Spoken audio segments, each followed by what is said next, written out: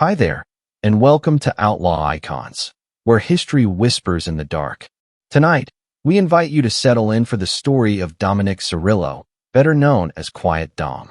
Or, to those who feared him most, Invisible Dom, a man who ruled not with noise, but with silence, calculation, and unshakable control over the Genovese crime family. Before we begin, tell us in the comments, where in the world are you listening from? And what time is it there right now? We love seeing this little underworld grow across countries and time zones. Now, take a deep breath, let the noise of the day drift away, and prepare to disappear into the shadows of the American Mafia. This is Outlaw Icons. Chapter 1. The Birth of Quiet Dom. The Bronx, New York. A borough carved out of concrete and grit. A place where steam still rises from manhole covers in the early morning, and where alleyways speak in whispers long after midnight. It was here, in the heart of this working-class stronghold, that Dominick Cirillo was born on July 4th, 1929, Independence Day. While America lit fireworks and celebrated freedom, a different kind of figure was entering the world, one who would grow to master silence, secrecy, and survival. That Cirillo's upbringing was shaped by the raw rhythm of his neighborhood. The Bronx wasn't kind to the soft or the slow. This was a post-Depression-era America where every dime was fought for, every inch of turf earned, and loyalty wasn't just a word. It was a survival instinct.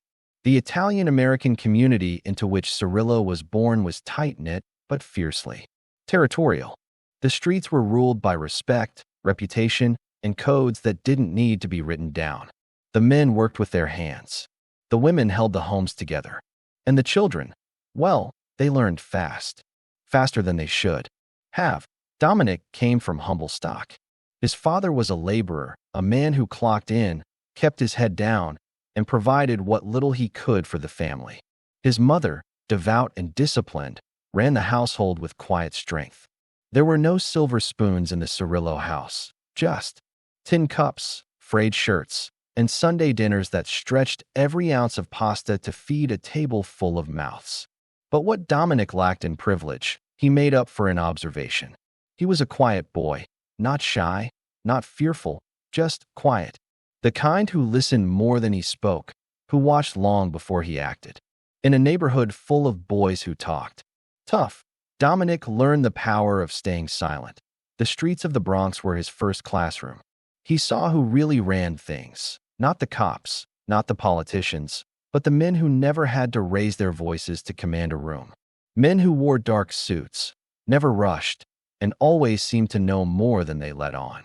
To a young Cirillo, these men represented a kind of power that couldn't be bought or begged for. It had to be earned, and shadowed that he learned quickly that, in this world, appearances were everything. You didn't flash your money. You didn't show your hand. You kept your friends close, and your mouth even closer. Cirillo started doing errands for the local toughs, not the ones who made noise in the streets, but the ones who sat in the back booths of cafes, quietly sipping espresso while speaking in tones just above a whisper. These were the soldiers of the Genovese family, though, back then, nobody said the name out loud. Not unless they wanted trouble. Dominick carried packages, passed notes, observed meetings. He was still just a kid, but one with an unusual maturity. He never asked questions, never snooped, never slipped up, and that earned him something rare. In his world, trust. The old-timers noticed it. He wasn't looking for attention. He was absorbing everything. The way deals were made without handshakes. The way disputes were settled with a glance instead of a threat. The subtle power of restraint. As he grew older, Cirillo began to make money, not from violence, but from being dependable. He was the kind of guy who could be trusted to collect a debt or deliver a message without drawing eyes. He dressed simply, spoke plainly, moved carefully. That earned him a nickname that would stick for life, Quiet Dom. Unlike other rising young men in the neighborhood, Dominick didn't flash jewelry or ride flashy cars. He wasn't seen in nightclubs or street corners holding court. He was, by design, hard to see. But for those in the know, his presence was undeniable. And the Genovese family took notice. At a time when most young toughs burned hot and faded fast, Cirillo showed patience. He played the long game. That, in the Mafia, is everything. The Bronx was a breeding ground for mob talent, but it also tested loyalties. Fights broke out over street corners, over numbers rackets, over pride. Cirillo, even in his younger days, was known as a fixer, not a brawler. He didn't escalate. He resolved. He learned how to talk a man down without sounding weak, how to defuse a dangerous situation without ever appearing cowardly. It was a skill few possessed, and it made him valuable. In the late 1940s, the Mafia in New York was undergoing a quiet restructuring. The five families, Genovese, Gambino, Lucchese, Bonanno, Colombo, were solidifying their power, and with it came the need for men who could operate under the radar. Men who didn't crave attention. Men like Cirillo. He was still in his 20s when he began to handle low-level loan sharking and sports betting operations. Nothing flashy, nothing bloody, but all profitable. And more importantly, discreet. He knew how to collect without breaking bones, how to apply pressure without raising alarms. His quiet efficiency made him a favorite of his superiors, many of whom operated through layers of insulation. Cirillo didn't need insulation. He was insulation. By the early 1950s, Dominick Cirillo had become a familiar face in the Bronx's underworld, but only to those who mattered. To outsiders, he was just another Italian-American keeping his head down. To insiders, he was already proving to be a strategic mind, a man who understood that in a world full of guns and muscle, the real power lay in knowing when not to use them. He wasn't a killer, at least not yet. But make no mistake, he was dangerous. Not in the way a street enforcer is dangerous, but in the way a chess player is. Every move calculated, every relationship maintained, every word chosen with purpose. The Genovese family, famously structured and secretive, valued men who could disappear in plain sight. And Cirillo mastered it. He lived modestly, avoided headlines, kept his circle tight. He didn't fight for rank. He waited for it, because he understood that real power isn't taken. It's given, quietly, by men who see something in you that can't be taught. By the end of the decade, Dominick Cirillo had become more than just a loyal soldier. He had become a reliable operator in one of the most powerful criminal organizations in American history. But he didn't celebrate. He didn't boast. He didn't even change the way he walked down the street. Quiet Dom remained quiet. Always. In a city filled with noise, he was the silence that everyone respected. The kid from the Bronx, born on the 4th of July, had learned how to control chaos by never becoming part of it. And in the world of organized crime, that was a gift more rare than anyone could fully understand. This was just the beginning. Cirillo wasn't a headline yet. He wasn't a target. He wasn't even a suspect in most cases. But within the Genovese hierarchy, his name was rising, spoken in boardrooms, whispered in prison yards, noted in wiretaps. Not because he demanded attention, but because he avoided it so well. Dominick Cirillo's story didn't start with a gun or a grudge. It started with observation, with patience, with silence. Born in the Bronx, forged in discipline, and raised in the shadows, the man who would one day become the acting boss of the Genovese crime family began his journey without a bang, without a body, and without a single headline. Just a quiet boy from the Bronx, who listened more than he spoke. Chapter 2. The Making of a Mobster. By the time Dominick Cirillo reached his late teens, the Bronx had already carved him into something sharper than most. He was no longer just the quiet kid with good manners and observant eyes. He was beginning to understand the value of proximity. Proximity to money, proximity to power, and most importantly, proximity to men who didn't exist on paper but controlled everything in the margins. The post-war years in New York were booming. Soldiers had returned home, the American economy was on the rise, and optimism flowed like cheap whiskey. But underneath the clean-cut image of the American dream was a dirtier truth, one where rackets, payoffs, and kickbacks greased the gears of entire neighborhoods. And in places like the Bronx, where opportunity wasn't handed out freely, crime was often the most reliable form of ambition. Cirillo didn't jump into the underworld head first. That wasn't his style. He tested the waters, small jobs, low risk, always 1 foot in and 1 foot out. It started with loan collections. A few dollars here and there for the neighborhood bookie. No violence. Just visits, reminders, a gentle word backed by a quiet reputation. People listened to Dominick not because he raised his voice, but because he didn't have to. He hung around local candy stores and cafes that doubled as unofficial headquarters for neighborhood fixers. Men with names like Louis the Wrench, Fat Tony, or Little Sal. Men who weren't known to the police as much as they were known to everyone else who mattered. These men had their own hierarchy, their own code, and their own idea of justice. And slowly, carefully, they started bringing Dominick into their orbit.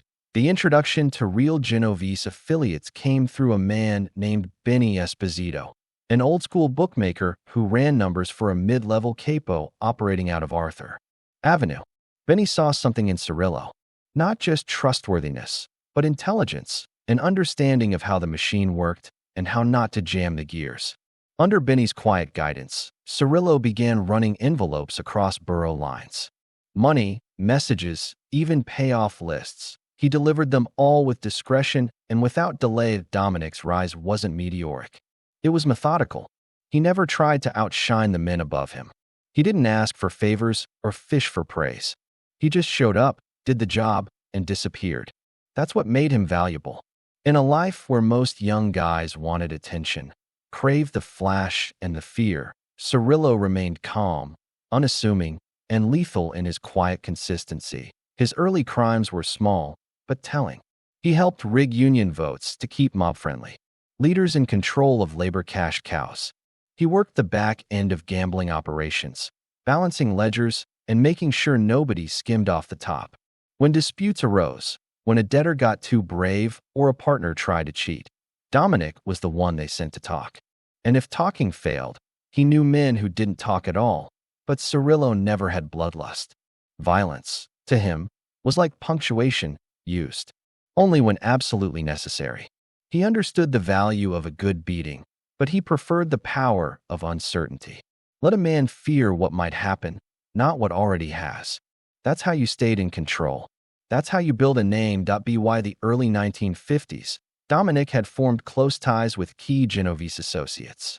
He'd been vetted, tested, and more importantly, trusted.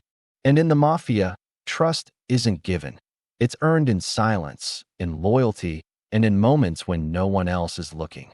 He began operating under the radar of law enforcement, protected by a structure that rewarded invisibility.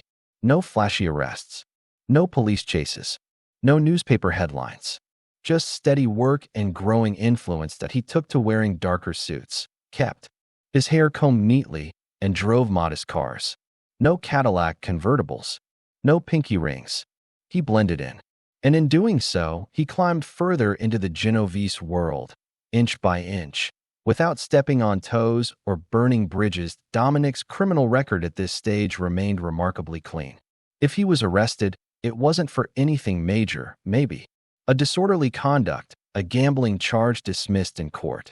But behind the scenes, he was already facilitating large-scale sports betting and quietly managing pieces of union rackets that fed millions into the family's coffers. His mentors saw him as someone who could be trusted with responsibility. Not because he was aggressive, but because he was exact. He was part of a generation of mobsters that believed in the long game. Flashy got you noticed, and noticed got you dead or indicted. Cirillo saw what happened to the hotheads. He watched men rise fast and fall faster. He wanted none of it. His ambition was colder, smarter, and more enduring. And that's what separated him. His entry into more sensitive work came when he was asked to mediate a sit-down. A neighborhood dispute over territory, a dice game that had crossed into another crew's turf. He wasn't asked to speak for the family, not officially, but someone high up suggested he attend, to observe, and if needed, to offer a perspective that might keep both sides from spilling blood. Cirillo did more than observe. He listened carefully, spoke sparingly, and found common ground that others had missed. The sit-down ended without a single punch thrown. And in that moment, Quiet Dom showed the family that his value wasn't just in what he did, it was in how he thought. He wasn't muscle. He was management. Not a soldier to be ordered around, but a strategist who could see 3 moves ahead. Soon after, he began attending more meetings. Quietly, always in the background, but always paying attention, and always remembering who said what and why. It mattered. The Genovese family was structured like a corporation. A boss at the top, underboss, consigliere, then capos, soldiers, and associates. Cirillo wasn't yet a made man, but he was circling the inner orbit. He knew who controlled what, which rackets were safe, and which ones were toxic. He knew which detectives took envelopes and which judges looked the other way. Knowledge was currency, and Cirillo was becoming very rich. What made him particularly effective was his ability to stay emotionally detached. He didn't hold grudges. He didn't take things personally. If a debt had to be collected, he collected it. If a man had to be removed, he made sure it was done cleanly, quietly, and with as little noise as possible.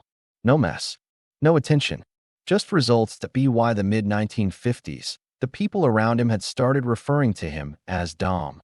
No one needed to say the rest. He'd become a known quantity, and that was more than most men ever achieved in his world. He was offered small pieces of action, skimmed from gambling dens, a taste from loan sharking, a cut from a trucking union that always voted the right way. And through it all, he kept quiet, kept working, kept building. Dominick Cirillo was never the kind of man who needed to be told what the rules were. He had internalized them long ago. Loyalty was everything. Obedience was survival. And discretion wasn't a choice. It was a requirement. He knew his time would come. That he'd be formally inducted. That he'd take the oath and become a made man. But he didn't rush it. In his mind, he already belonged. And truthfully, so did everyone else. Because when Dominick Cirillo walked into a room, even back then, people paid attention. Not because he made them, but because they knew they should. His early years in the life weren't marked by gunfire or betrayal. They were marked by preparation, by calculation.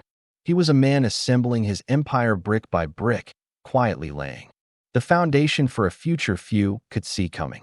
And in the process, he was becoming something more than just another mobster. He was becoming a trusted architect of the Genovese underworld. The Bronx had given him his roots. The streets had given him his education. But it was Cirillo himself who shaped his path. Quietly, deliberately, and without ever looking back. The making of Quiet Dom wasn't a moment. It was a process. Years of discipline, observation, and survival. And by the end of it, he wasn't just part of the family. He was indispensable to it. A man whose silence would become his legacy. Whose control would outlast bullets, headlines, and even time. Because in a world built on fear and firepower, Dominick Cirillo chose something far more dangerous: patience. Chapter 3: A Silent Reputation. By the time Dominick Cirillo reached his 30s, something strange had happened. People started talking about him more than he talked himself. In a life dominated by volume, by voices that shouted for attention or dominance, Cirillo rose in the only way he knew how, by saying almost nothing. And still, his name carried weight. Not because it was loud, but because it lingered. Whispered, never shouted. Among the ranks of the Genovese family, silence wasn't just a personality trait, it was a weapon. And Cirillo wielded it with an elegance that unnerved even his peers. He didn't argue in sit-downs. He didn't rant in meetings. He never made a scene in a restaurant or showed his teeth when provoked. He operated with a kind of stillness that suggested something deeper, like an ocean just before a storm. Still, but deadly. His reputation wasn't built on a single act. There was no one defining moment that made men stop and say, "That's Quiet Dom." It was built piece by piece, through consistency, calm, and control. He showed up when he said he would. He kept his mouth shut when others couldn't. He followed orders without hesitation and offered advice only when asked. But when he spoke, it mattered, because it was rare, and men listened more closely to the ones who didn't waste words. The Genovese family, always the most structured and secretive of the 5 families, valued men like Cirillo. He wasn't flashy like the Gambinos. He didn't have the bloodthirst of the Colombos or the internal drama of the Bananos. He simply existed inside the gears of the machine, turning smoothly, always in rhythm, never out of sync, never out of control. He earned his stripes not with fists or firearms, but with flawless execution. If he was told to deliver a message, it was done. If a loan needed collecting, it was collected, without blood, without police reports. If a business needed persuading to cooperate, Cirillo never threatened. He just explained, calmly, and men obeyed him out of something deeper than fear. They obeyed him because they understood something unspoken. This man didn't need to raise his voice. He had others to do that for him. Law enforcement began to notice him, not because he stood out, but because he never did. FBI agents studying. The Genovese hierarchy would look at surveillance photos, trying to connect the dots. And there he was, always there, always silent, always present but never prominent. He never carried himself like a boss. He rarely appeared in conversations, taped on wiretaps, and when he did speak, it was in riddles or coded language. No admissions, no bravado, just neutral, deliberate conversation. He was impossible to pin down. To his associates, he was a paradox. Approachable, but unreadable. Courteous, but completely unshakable. You could sit across from him for an hour and walk away feeling like you'd been interrogated. But Dominick had asked nothing. He just let silence do the work. That quiet demeanor masked a mind that was always calculating. He remembered faces, timelines, debts, betrayals. He could recall who owed what from a conversation 6 months prior. He never wrote anything down. Everything was kept up here, in a memory that never leaked and never forgave. As he became more involved in high-level rackets, construction kickbacks, union bribes, gambling pipelines, his reputation only deepened. Not for ruthlessness, but for dependability. In a world full of men looking for shortcuts, Cirillo did the job the right way. The Mafia's way. He believed in the hierarchy, in the system, in the rules. And if you broke them, even once, he remembered what made Cirillo. Even more valuable was his ability to remain invisible in plain sight. He didn't need security. He didn't travel with a crew. He walked alone, confident in the knowledge that very few people even recognized him. That anonymity became his armor. He could sit in a crowded restaurant with 3 underbosses and never be noticed by the feds. He didn't make scenes. He didn't make lists. He just made progress. But make no mistake, beneath the soft voice and slow nods was a man completely capable of violence. Cirillo wasn't afraid of blood. He simply didn't waste it. He understood that a bullet had weight, that every act of force had a consequence. And in the Mafia, sometimes the best way to win was to not play the game at all. He let others posture. He let others fall. And he waited. That restraint gave him longevity. As the Genovese leadership changed, bosses imprisoned, rivals killed, informants flipping, Cirillo remained untouched. Always in the background. Always loyal. He never made a move that wasn't sanctioned. Never took a risk without calculation. And he never allowed emotion to dictate strategy. That you'd never hear Cirillo yell across a room or slap a man in public. That wasn't his way. If you crossed him, you wouldn't know it until it was too late. You'd find your gambling license revoked. Your best earner stopped showing up. Your crew suddenly facing pressure from higher-ups. No explanation. No warning. Just results. He earned the respect of not only his superiors, but also the younger generation coming up behind him. They saw in Cirillo something rare. A man who wasn't trying to be the next boss, but who acted like one anyway. He didn't need the title. He had the influence. And in the Mafia, influence matters more than anything else. When law enforcement began compiling profiles of Genovese leaders in the late 1960s and early 70s, Cirillo's name always came with a caveat: quiet, disciplined, effective, but not flashy. Not enough to indict. Not enough to charge. He was known, but never proven. Suspected, but never caught. And that drove the FBI crazy. They watched his movements, tapped his phones, sent informants. But Cirillo remained slippery. He spoke in person. He changed locations often. He conducted business over walks, in parks, under the noise of city traffic. And when he was tailed, he adjusted his routine without panic, without complaint, like he had nothing to hide. His discipline extended beyond the street. He didn't drink heavily, didn't gamble, didn't get caught up with women who talked too much. He kept his life clean, boring even, and that made him lethal. Because the feds couldn't find a crack in the armor. There was no weakness to exploit, no vice to tempt. He was a ghost in a city of monsters, among his own. That reputation became legend. If Quiet Dom vouched for you, you were good. If he didn't return your call, you weren't. He became a gatekeeper, not officially, but culturally. A man whose approval mattered, whose disapproval could end careers. And yet, he still stayed in the shadows. Always watching, always assessing, never asking for credit, just making sure the machine kept moving. As the years rolled on, Cirillo became part of the very fabric of the Genovese family. He wasn't just a soldier anymore. He wasn't just an earner. He was a presence, a force that moved without being seen. And in a world where visibility often meant vulnerability, he was becoming untouchable. That he never gave interviews, never smiled in photos, never bragged about his position. And because of that, he survived where others didn't. He outlived hotheads, outworked climbers, outlasted traitors. And as the Mafia landscape shifted, when names like Gotti dominated headlines and brought heat to everyone, Cirillo stayed cool. Always. That reputation would serve him well in the years to come, as the Genovese family looked for stability in an era of chaos.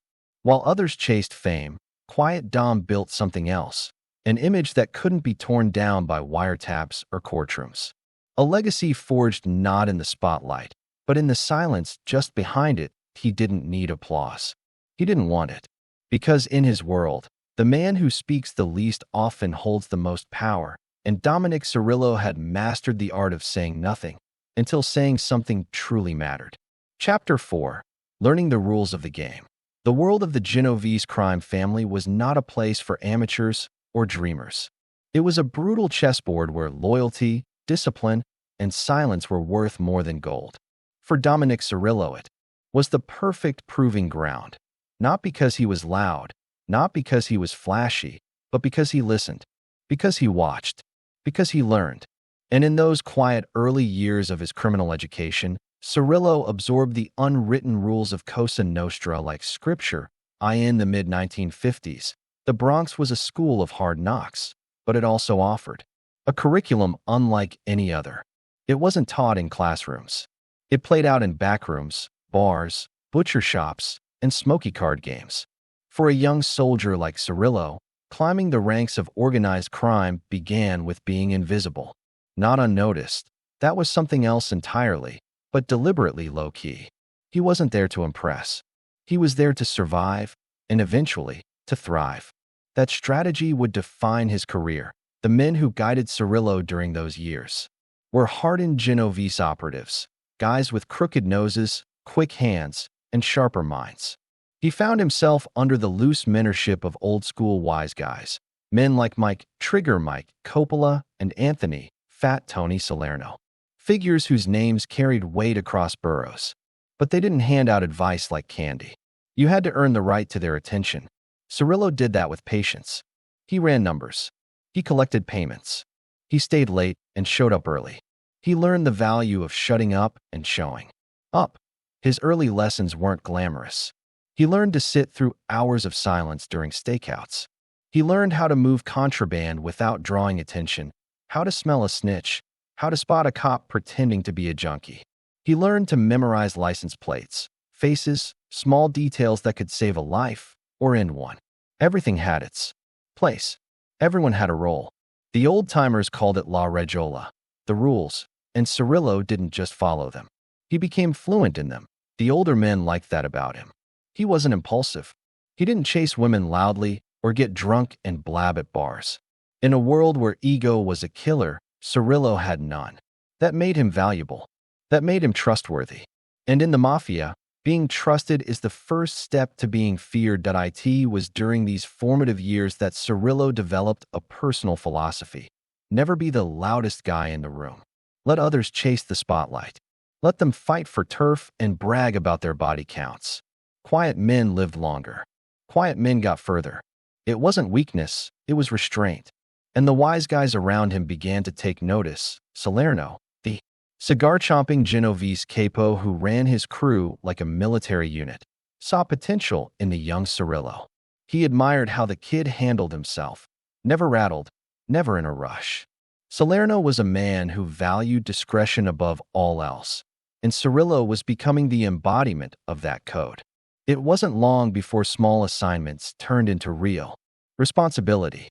Cirillo was asked to handle collections on delicate loans. He was brought into sit-downs not to speak, but to watch and learn. He was sent on errands where the real value wasn't the task, but the trust required to do it. The Mafia didn't need charmers. It needed functionaries. People who understood the machine and could keep it running smoothly. That's what Cirillo was becoming. A reliable cog in the Genovese machine. But there was more than just obedience in his rise. There was insight. The older guys noticed that Cirillo didn't just follow orders. He anticipated them. He read the room, understood tensions before they boiled, and adapted without being told. In the underworld, that kind of intuition is rare. And it's dangerous. Every step he took deeper into the family came with risk. He saw friends vanish. He saw guys who got too greedy, too loud, too flashy, disappear overnight. He never forgot those examples. Fear, in the right amount, is a teacher. It taught him to stay in his lane, to never bite off more than he could chew, to avoid headlines and heat, and above all, it taught him never to let emotion cloud business. By the early 1960s, Cirillo had become a fixture in the Bronx rackets. Gambling dens, Shylock operations, protection rackets. He played a role in all of them. He still wasn't a made man yet, but he was being tested constantly. The Mafia didn't hand out promotions. You were evaluated for years in the shadows, your every move watched by men who'd slit your throat before letting you embarrass the family. Cirillo passed every test, not with flying colors, but with quiet, precise execution that he also began. Building relationships, the kind that would matter when the stakes got higher. He learned who the real earners were, who the hotheads were, who could be trusted and who couldn't. He didn't play politics openly, but he played them all the same. Not with words, with loyalty, with consistency, with silence. And in the Mafia, that was more powerful than any speech. His name didn't make the papers. Cops didn't have him on their radar yet. And that was exactly how he wanted it. Let the other guys pose in suits and drive flashy cars. Cirillo stuck to the shadows. He still lived near his old neighborhood. Still drank espresso at the same corner cafe. Still nodded hello to neighbors who thought he was just another Italian guy who worked in construction. That was the game. Appear harmless. Stay invisible. But within the Genovese circles, his profile was rising. When jobs needed to be done right, not loud, not messy, but clean, Cirillo got the call. He had no arrest record. No wiretaps with his name on them. No visible heat. That made him the ideal operative. He wasn't just surviving. He was setting the foundation for something bigger. By the time he turned 40, Cirillo had become more than just another associate. He had become a man that others in the Genovese family trusted with weight. Not because he demanded it, but because he earned it. One quiet move at a time, that's how he learned the rules. Not from books, not from speeches, but from watching the older men operate, from standing in silence at the edge of the table and absorbing the room. And over time, something shifted. He wasn't just a student anymore. He was being groomed to become the next generation of leaders. The quiet ones. The survivors. The men who made sure the family endured, long after the loudmouths were buried or behind bars. Dominick Cirillo had become something rare in the Mafia world. A man whose silence commanded more respect than another man's threats. And he wasn't done climbing. Not by a long shot that he had learned the rules. Now, he was ready to enforce them. Chapter 5. Earning his bones. The world Dominick Cirillo had entered was not one where ambition alone earned you stripes. In the Mafia, recognition came through blood, loyalty, and the quiet acceptance of unspeakable acts. Earning your bones was more than a rite of passage, it was a declaration of commitment. And for Quiet Dom, a man already known for his disciplined silence and unwavering composure. It was the moment when the underworld began to see not just a soldier, but a future powerhouse. The early 1960s in New York City were turbulent for organized crime. Law enforcement was becoming smarter, more aggressive, and more coordinated. The FBI had begun using wiretaps and surveillance, and names once whispered in back rooms were now appearing in government files. But despite the growing pressure, the Genovese family remained one of the most structured and cautious operations in the country. That structure offered protection, but it also demanded precision. One wrong move could compromise the entire hierarchy. Cirillo, with his quiet calculations and refusal to act impulsively, was already a favorite among certain capos. But to ascend, he had to prove that when it came time to get his hands dirty, he would do so without hesitation. His proving ground came in the form of a local bookie who had gone rogue. The man had been running numbers for a Genovese-controlled racket, but had begun siphoning money. Modest amounts at first, just enough to not raise suspicion. But greed rarely stops growing. Eventually, he was pocketing thousands without kicking up the appropriate tribute. A warning was issued, then another. But the man, emboldened by the belief that he had friends in rival crews, kept skimming. That was when the decision came down. Someone had to send a message, not just to the thief, but to the entire street. Cirillo was handpicked by an older captain who had taken a liking to him. It was a test, one given not just to see if he could pull the trigger, but to evaluate how he carried himself in the moments before and after. Could he handle the weight of blood without cracking? Would he panic under pressure? Or worse, run? His mouth. Those were the real questions.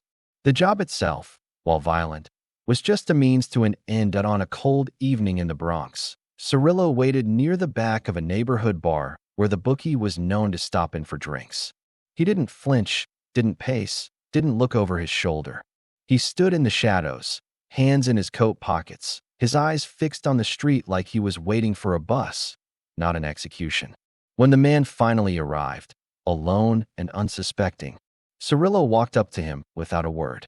There was no dramatic confrontation, no raised voices.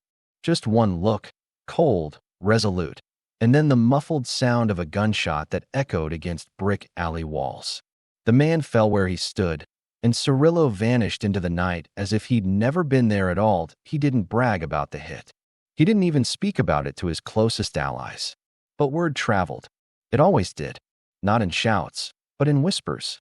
He handled it clean, one soldier muttered. No mess, another said. Didn't blink, someone else added. In the world of the Mafia, those whispers were as good as gold. They were the currency of respect, the beginning of a reputation that would endure for decades.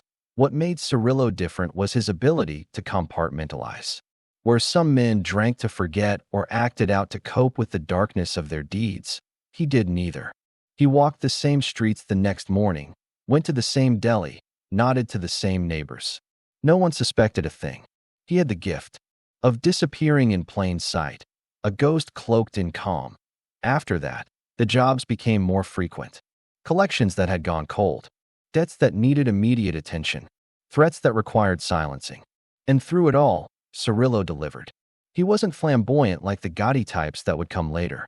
He didn't wear flashy suits or make scenes in nightclubs.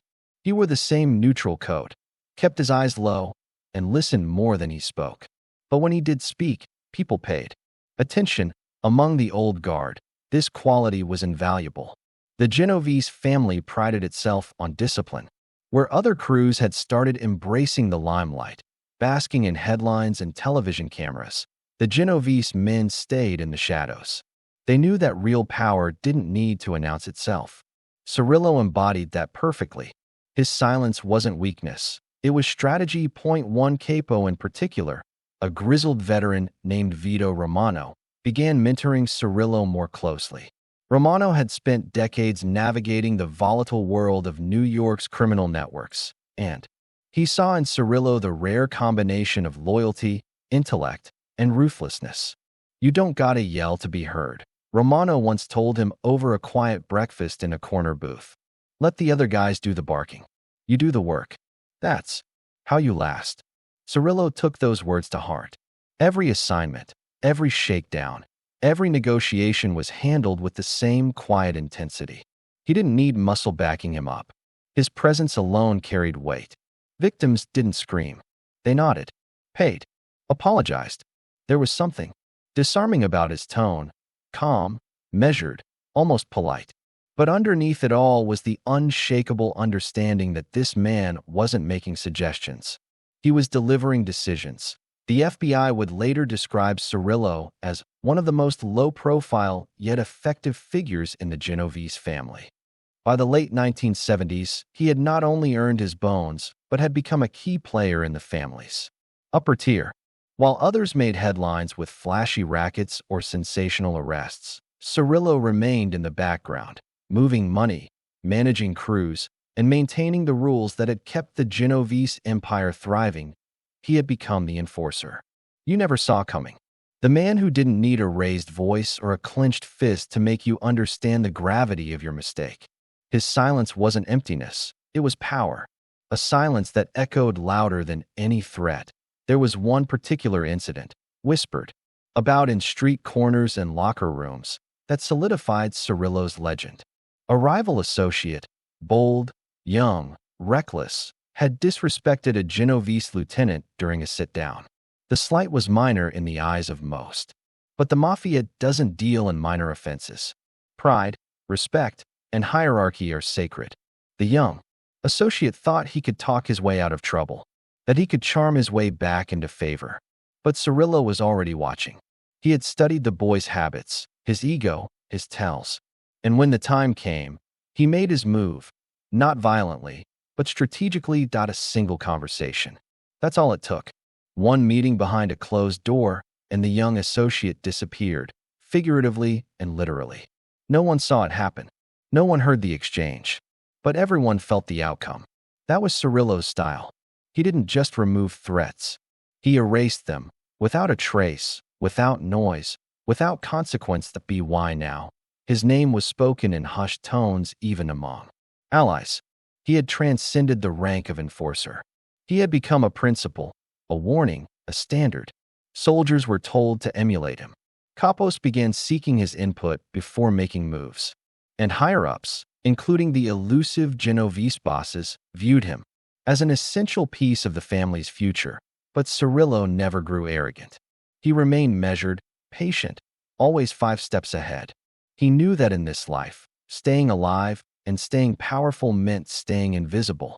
And he was the best there ever was at disappearing into crowds, into backrooms, into silence. Dominick Cirillo had earned his bones. But more than that, he had earned his place in the deepest, darkest veins of the Genovese family's underworld, a place where power didn't scream. It whispered. And no one whispered louder than Quiet Dom. Chapter 6. Becoming a Made Man. The air was thick with anticipation. Somewhere deep in the Bronx, inside a dimly lit room of an old social club, the quiet hum of voices fell to a hush. The clock had not struck midnight, but time didn't matter. In places like this, what mattered was loyalty, silence, and blood. On this night, Dominick Cirillo, already feared and respected among the Genovese, was about to be baptized into the oldest tradition in American organized crime. He was about to become a made man. This wasn't a moment of glamour or celebration in the way outsiders might imagine. It was deadly serious. For Dominick, it meant stepping into a sacred brotherhood, one where betrayal was paid in blood, and honor was measured not by noise but by obedience, silence, and sacrifice. It was the culmination of years of work in the shadows. He had earned his bones. Now he was ready to swear an oath that would bind him until death. The ceremony was brief, but its meaning would echo through the rest of his life. The rituals, passed down for generations, were executed with military precision. A small prick to the finger, a drop of blood falling onto a saint's card, often Saint Sebastian or Saint Michael, before it was lit and placed in the inductee's hands. As the flames danced and the heat rose, the pledge was recited in low, solemn voices. If I betray my brothers, may my soul burn like this saint. Dominick repeated the oath without hesitation. His voice, soft but steady, barely above a whisper. sealed his fate. In that moment, he was no longer just a soldier. He was part of the family, bound not by name but by blood, silence, and death. For the Genovese, making a man was not done lightly. It meant that Cirillo had proven himself worthy, not only capable of following orders, but also willing to enforce them with violence when necessary.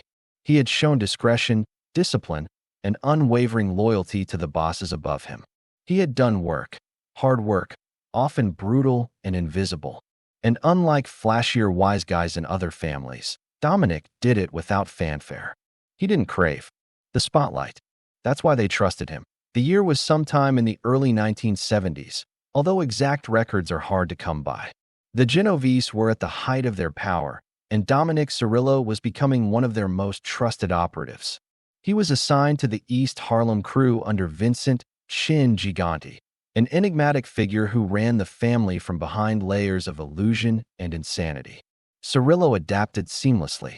Where Gigante played the madman to confuse law enforcement, Cirillo played the ghost, present but unnoticed, active but unheard. It was the perfect match. As a made man, Cirillo now had greater responsibilities and greater risks. He had to answer the call of the administration whenever needed. Hits, shakedowns, political influence, union control, whatever the family needed, he was expected to deliver. But being a made man also came with privileges. It gave Cirillo the right to earn, to run his own rackets, to command respect from other soldiers. And most of all, it meant protection. So long as he followed the code, he began expanding his influence in Harlem and the Bronx. He quietly took over illegal gambling operations, sports betting, and shylocking, lending money at exorbitant interest rates to desperate men who knew better than to default. Everything he did was clean on the surface but dirty beneath. Laundromats, restaurants, vending machine routes. These were all legitimate fronts that masked the real business behind closed doors, but Cirillo understood the balance. The key was to keep the operation invisible.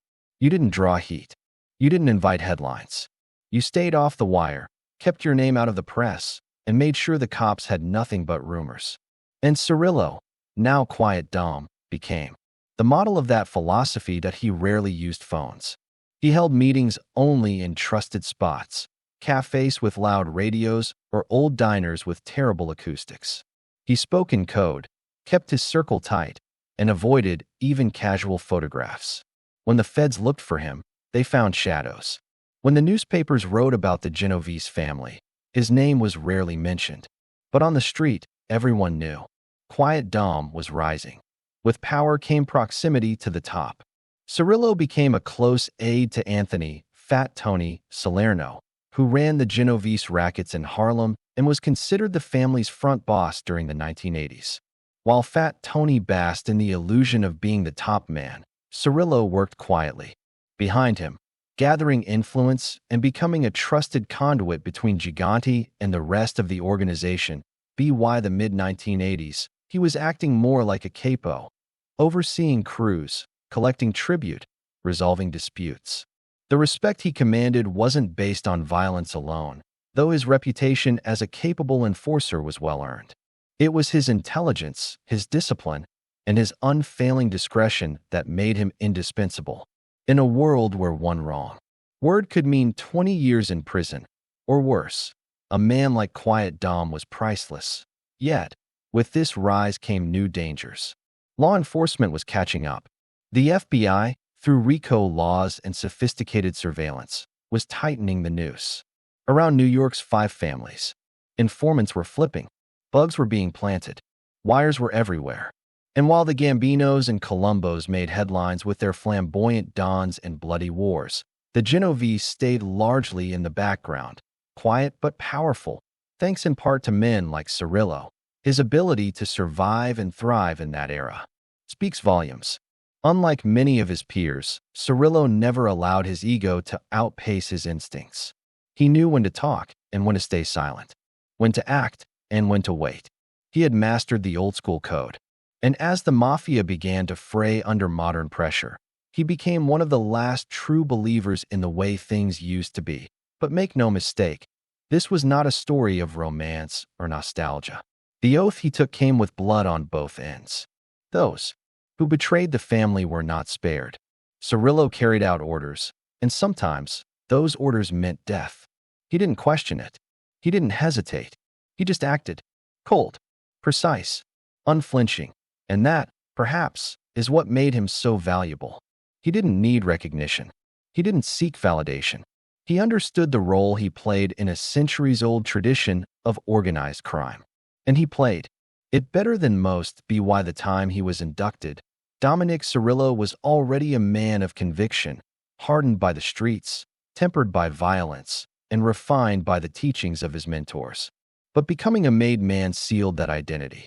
There was no turning back, no leaving, no retirement plan, only deeper commitment, deeper risk, and deeper trust from those who ruled the underworld. And in the shadows of New York's darkest corners, where whispers carried more weight than screams and silence meant strength, Quiet Dom had officially arrived. Chapter 7. A Trusted Soldier. By the early 1970s, Dominick "Quiet Dom" Cirillo was no longer just another foot soldier in the Genovese crime family. He had earned his bones. He had kept his mouth shut. He had bled loyalty in a world where trust was as rare as mercy. And in doing so, he had carved out a reputation that needed no screaming or showmanship. It was in his silence that others found fear. It was in his calm that they recognized power. Cirillo had become something invaluable to the Genovese hierarchy, a man who could be counted on to get the job done, no matter how messy, no matter how complex. A trusted soldier. Bookmaking was often considered low on the totem pole of mob rackets, until you realized the sheer volume of money that poured in from it. Cirillo understood the numbers. He had a brain for odds, patterns, and people's weaknesses. In smoky backrooms of Bronx bars and corner coffee shops, he ran gambling operations with surgical precision. He didn't need to bark orders or flash a weapon. The gamblers knew who they were dealing with. Cirillo's quiet presence in the room spoke louder than any gunshot. The bets came in, the books were tallied, and the vig was paid. Or else, when the money didn't come in, that's where loan sharking filled the gap. Dominick learned the unspoken math of fear. Borrow $10,000, pay back $13,000. Fall behind, pay the interest weekly. Still late? You'd get a visit, not from a loudmouth thug looking to make a scene, but from Quiet Dom himself. He'd arrive, with no emotion, no raised voice, no threats. Just a reminder. Sometimes that was all it took. But when that didn't work, he knew how to escalate. A busted hand, a broken rib, a family member threatened in hushed tones. Dom never enjoyed violence, but he understood its necessity. It wasn't personal. It was policy. Extortion was the more delicate game. It required balance, pressure, but not too much. The goal wasn't to destroy a business, but to own it from the shadows. Cirillo worked with small businesses, restaurants, construction crews, and strip clubs. He offered protection from other criminals, of course. And they paid because they knew the alternative. Some paid in envelopes stuffed with cash. Others paid with favors, free meals, or a no-questions-asked storage space in the basement. What mattered was that they understood the arrangement. Cirillo didn't scream to be heard. He whispered, and people leaned in. He had become the kind of operator the Genovese family prized most. Low profile, high performance, no ego, no mistakes. He didn't drive flashy cars or chase headlines. He didn't drink too much, didn't talk too much, didn't act like a cowboy. He was old school, even when he was young. Men like Cirillo were the quiet machinery behind the mob's public facade. While others strutted and posed, he built revenue streams that were consistent, disciplined, and almost invisible to law enforcement. What made Cirillo even more effective was his ability to delegate without losing control. He wasn't hands-off, but he understood the value of managing through loyal intermediaries. He'd let others collect the cash or deliver a warning, but the message was always clear. This came from Quiet Dom, and everyone in the loop understood that failing to deliver meant consequences. Not loud ones, not explosive, Just absolute. It was in these years that law enforcement first began to hear his name whispered among informants. Not in connection with a high-profile hit or a bloody turf war, but in the undercurrent of extortion schemes, gambling rings, and union shakedowns. Cirillo was never flashy enough to draw headlines, but his fingerprints were beginning to show up all over the Bronx and beyond. His operations were growing, and so was his stature within the family. He earned the trust of capos and consiglieres alike. Even Vincent Gigante, the reclusive and paranoid boss of the Genovese family, began to take notice. And that was no small thing. Gigante didn't trust easily. He surrounded himself with men who valued secrecy above everything else. Men who would rather spend years in the background than a minute in the spotlight. Cirillo fit that mold perfectly. He didn't need to speak loudly to be heard in the back rooms of power. The FBI would later describe Cirillo as a workhorse, someone who never took a day off. But what they missed was the deeper truth. Cirillo wasn't just working. He was building, slowly, methodically, brick by brick. Every deal, every shakedown, every payoff added another layer to the quiet empire he was managing on behalf of the Genovese family. And the more he built, the more essential he became. He handled problems like a surgeon. If a bookmaker was skimming, Cirillo didn't explode in rage. He confirmed the numbers, set up a meeting, and made the correction with words or with fists, depending on the man. If a shopkeeper dared to get cute with payments, Dom didn't curse him out in the middle of the street. He sent a subtle message. A window shattered overnight. A car engine wouldn't start. A child got followed on their way home from school. That was the language Cirillo spoke. Calm, patient intimidation. It was the Genovese way. He was also smart. Enough to know when to back off. If a target drew too much attention, if the cops got too close, if the heat threatened to boil over, Cirillo knew how to disappear for a few weeks, let the waters cool. That instinct, that discipline, saved him. More times than anyone could count. While hot-headed rivals got caught in wiretaps and indictments, Cirillo operated beneath the surface like a ghost in the machine. That he wasn't above violence, but he never let it become his trademark. He didn't need the rush of blood to feel powerful. His power came from the knowledge that people feared him without ever really knowing him. The fewer people who saw him in action, the longer he stayed in business. That's why he remained a soldier long after others would have pushed for promotion. He understood that with rank came visibility, and with visibility came risk. And risk was the one thing Quiet Dom avoided with religious precision. Still, within the family, his legend grew. Not the loud, exaggerated legends of gunmen and street brawlers, but the hushed, reverent kind. Younger wise guys spoke his name with a mixture of fear and respect. He became the man they were warned about. The one who smiled quietly as he dismantled your business. The one who remembered everything and forgot nothing. The one who might show up at your door without a word and leave you praying he never came back. As the 1980s approached, the Genovese family began to rely on Cirillo even more. He wasn't just running operations, he was training the next generation. He taught them how to blend in, how to listen more than they spoke, how to handle problems before they became disasters. He was a mentor, whether he intended to be or not. His presence was that instructive, and through it all, he remained what he had always been, a soldier. Not a captain, not a boss, not yet, just a trusted man in a dark business. A man who had mastered the art of staying invisible while leaving a trail of influence behind him. A man who could sit at the back of the room and still command the whole table. Dominick Cirillo had become indispensable, not by force, but by consistency. Not by spectacle, but by silence. He didn't need to advertise his power. Everyone who mattered already knew.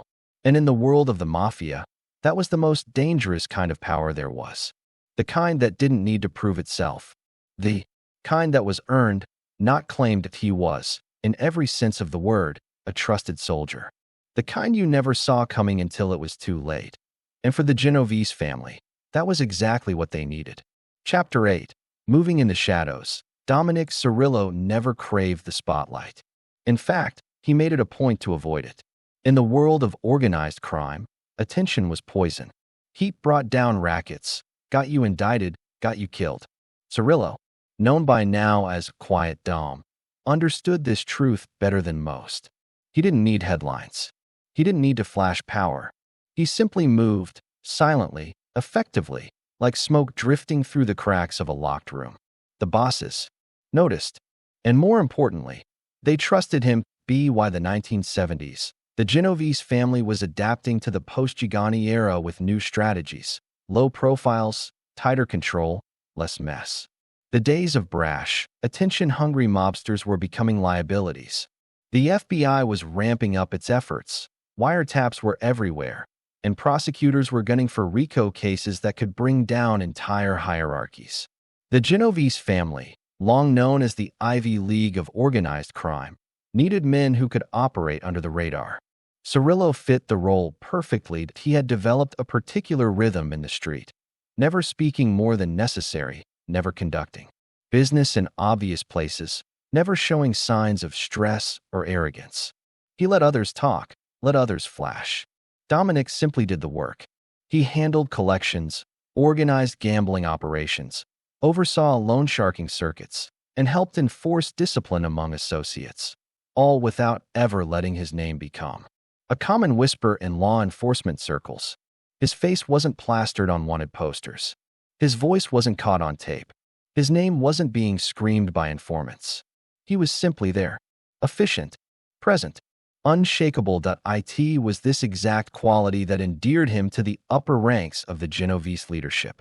When a problem needed solving quietly, they called Dom. When a new operation needed careful oversight, they trusted Dom. When discipline needed to be maintained without attracting attention, Dom got it done. He wasn't flamboyant, but he was effective. And that kind of reliability in the Mafia was rare and valued like gold. What made Cirillo's rise even more remarkable was that he rarely used violence as his first move. That wasn't weakness. It was control. If you had to kill someone, fine. But if you could avoid bloodshed and still get compliance, that was smarter. Violence was noisy. It got noticed. A well-placed word, a strategic debt reminder, or simply the silent pressure of knowing Cirillo was involved. These were usually enough. When enforcement was necessary, he didn't flinch. But he didn't romanticize it either. It was just part of the job.to's crew. He was a figure of quiet power. There was no shouting, no grandstanding. Just a nod, a glance, or a soft-spoken order, and things moved. Younger associates were often unsure how to read him. He didn't crack jokes. He didn't hang around bars telling war stories. He just watched. And when he spoke, it carried weight. Men followed not because they were afraid of him, but because they respected him and feared disappointing him. This made him invaluable to the administration. Unlike many soldiers and capos who sought status through intimidation or ostentation, Cirillo acquired his through dependability. And with that trust came responsibility. He became a kind of shadow manager, someone who wasn't officially high-ranking, but whose word carried enormous influence. He was the kind of man you could hand an operation to and forget about it, confident it would run smoothly and quietly. Law enforcement at the time had a hard time pinning anything on him. His name appeared rarely in surveillance reports. He avoided clubhouses under heavy watch. He rarely met in the same place twice. He didn't talk on phones. He used intermediaries. He was a ghost in a world where most mobsters left trails of breadcrumbs behind them. FBI agents would later admit that Cirillo was virtually invisible through much of the 1970s and 80s, despite being right in the center of critical Genovese operations. Internally, his reputation continued to grow. He became a consigliere-like figure in all but title, someone who could advise on disputes, settle disagreements, interpret rules, and provide calm direction when tensions flared. He never sought attention for this. If anything, he shied away from it. But when the real decision-makers gathered behind closed doors, Cirillo's chair was always at the table. Part of his success was psychological. Cirillo understood people. He could read desperation, ambition, fear, loyalty. He knew when to press someone and when to back off. When a crew underperformed, he didn't blow up. He adjusted the operation. When a debtor stalled on a payment, he didn't break kneecaps. at least not at first. He made the man understand the stakes. His presence had a way of making people think carefully about their next move. But there was another side to his low profile. It protected him. As the FBI grew more aggressive and started flipping mobsters into informants, many of the loudest, most recognizable players became targets. Cirillo, by contrast, was barely noticed. There wasn't enough evidence to build a case. There wasn't enough chatter on the street. Even within the mob, his movements were hard to track. He kept his circle tight. He didn't brag. He didn't overextend. He played the long game, and he played it well. His discretion also meant that he was trusted with sensitive information, the kind of things only top capos or administration members were supposed to know. Sometimes, when a crew was spiraling or when a captain was suspected of skimming, Cirillo was sent in to quietly evaluate the situation. Not to take over, not to stir the pot, just to understand, report back, and correct course as needed. It was subtle power, but power nonetheless that he understood that the real secret to longevity in the mob wasn't just loyalty, it was silence. Not just omerta in the courtroom, but a lifestyle of silence. No boasting, no drawing lines in sand, no unnecessary enemies. He wasn't a legend in the newspapers, but he was a legend in the rooms that mattered. As the years went on, Cirillo's influence continued to spread through quiet channels. The Genovese administration appreciated his approach. He wasn't a liability. He wasn't reckless. He didn't get drunk and crash cars into storefronts. He didn't date starlets. He didn't make enemies in the press. He just made money for himself and for the family. Consistently, cleanly, quietly. Up by the late 1980s, Cirillo had become a model of what the Genovese family wanted to be. Professional, discreet, feared in the right way, but never out of control.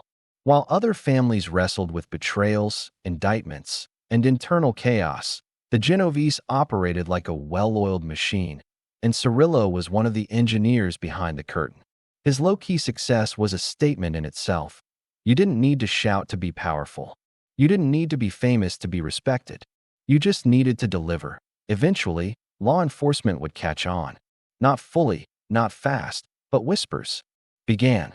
Agents started noticing his name more in connection with meetings, with dead drops, with financial movement. Surveillance teams started getting his face on camera, briefly, never long enough. He was never reckless. He sensed when heat was coming and adjusted. But by the end of the decade, the FBI had a new name on their long-term radar, Dominick Dom Cirillo, and still, even then, he kept moving. In the shadows, in the silence. Not by accident, but by design. Because in his world, it was the quiet ones you had to watch. And Dominick Cirillo had mastered the art of being unseen. Chapter 9. A lieutenant in the rackets. By the late 1970s, the Bronx belonged to Dominick Cirillo. Not through flashy displays of wealth, not with braggadocio or body counts, but through quiet domination, the kind of control so absolute that it barely made a sound. He had no need for parades of soldiers or boasts in dimly lit social clubs. His influence whispered through the concrete, in numbers jotted in small ledgers, in envelopes passed under tables, in the nods exchanged between bookmakers, Shylockers, and labor fixers who all knew. If you were operating in the Bronx or Upper Manhattan, you were operating under quiet Dom's shadow. By then, Cirillo was no longer just a soldier following orders. He had evolved into something far more potent, a lieutenant with wide-ranging authority, a racketeer with tendrils deep in the city's underbelly. The Genovese family, structured with military precision, didn't just give out that kind of latitude. It had to be earned. And Cirillo had done just that, not with bloodbaths, but with consistency, silence, and returns. He didn't need to be feared to be obeyed. His power came from credibility, not chaos. The Genovese were the most secretive of the 5 families, and in that culture, Cirillo thrived. He didn't want headlines. He wanted systems. He wanted the numbers to work, and he made them work. Bookmaking was one of his specialties. Illegal sports betting was exploding by the late 70s, and Cirillo was at the forefront of the trade. He knew how to blend the old-school operations, the handwritten slips, the neighborhood runners, the trusted collectors, with emerging networks. He kept operations layered and compartmentalized, shielding top earners from exposure. Wire rooms were hidden in nondescript apartments. Phone lines were rotated. Collectors never knew more than what they needed to. It was like running a casino in the shadows. No bright lights, no roulette wheels, just steady profit. And then there was loan sharking. To some, it was the dirtiest side of the life, charging interest rates that broke backs and destroyed families. But for the Genovese, it was bread and butter. Cirillo approached it like a banker without a conscience. He lent tens of thousands. In the streets, sometimes more, to gamblers, failing business owners, even other mob associates in trouble. If they didn't pay, they were gently reminded. If they still didn't pay, someone else reminded them, someone less gentle. But even there, Cirillo's hand was often invisible.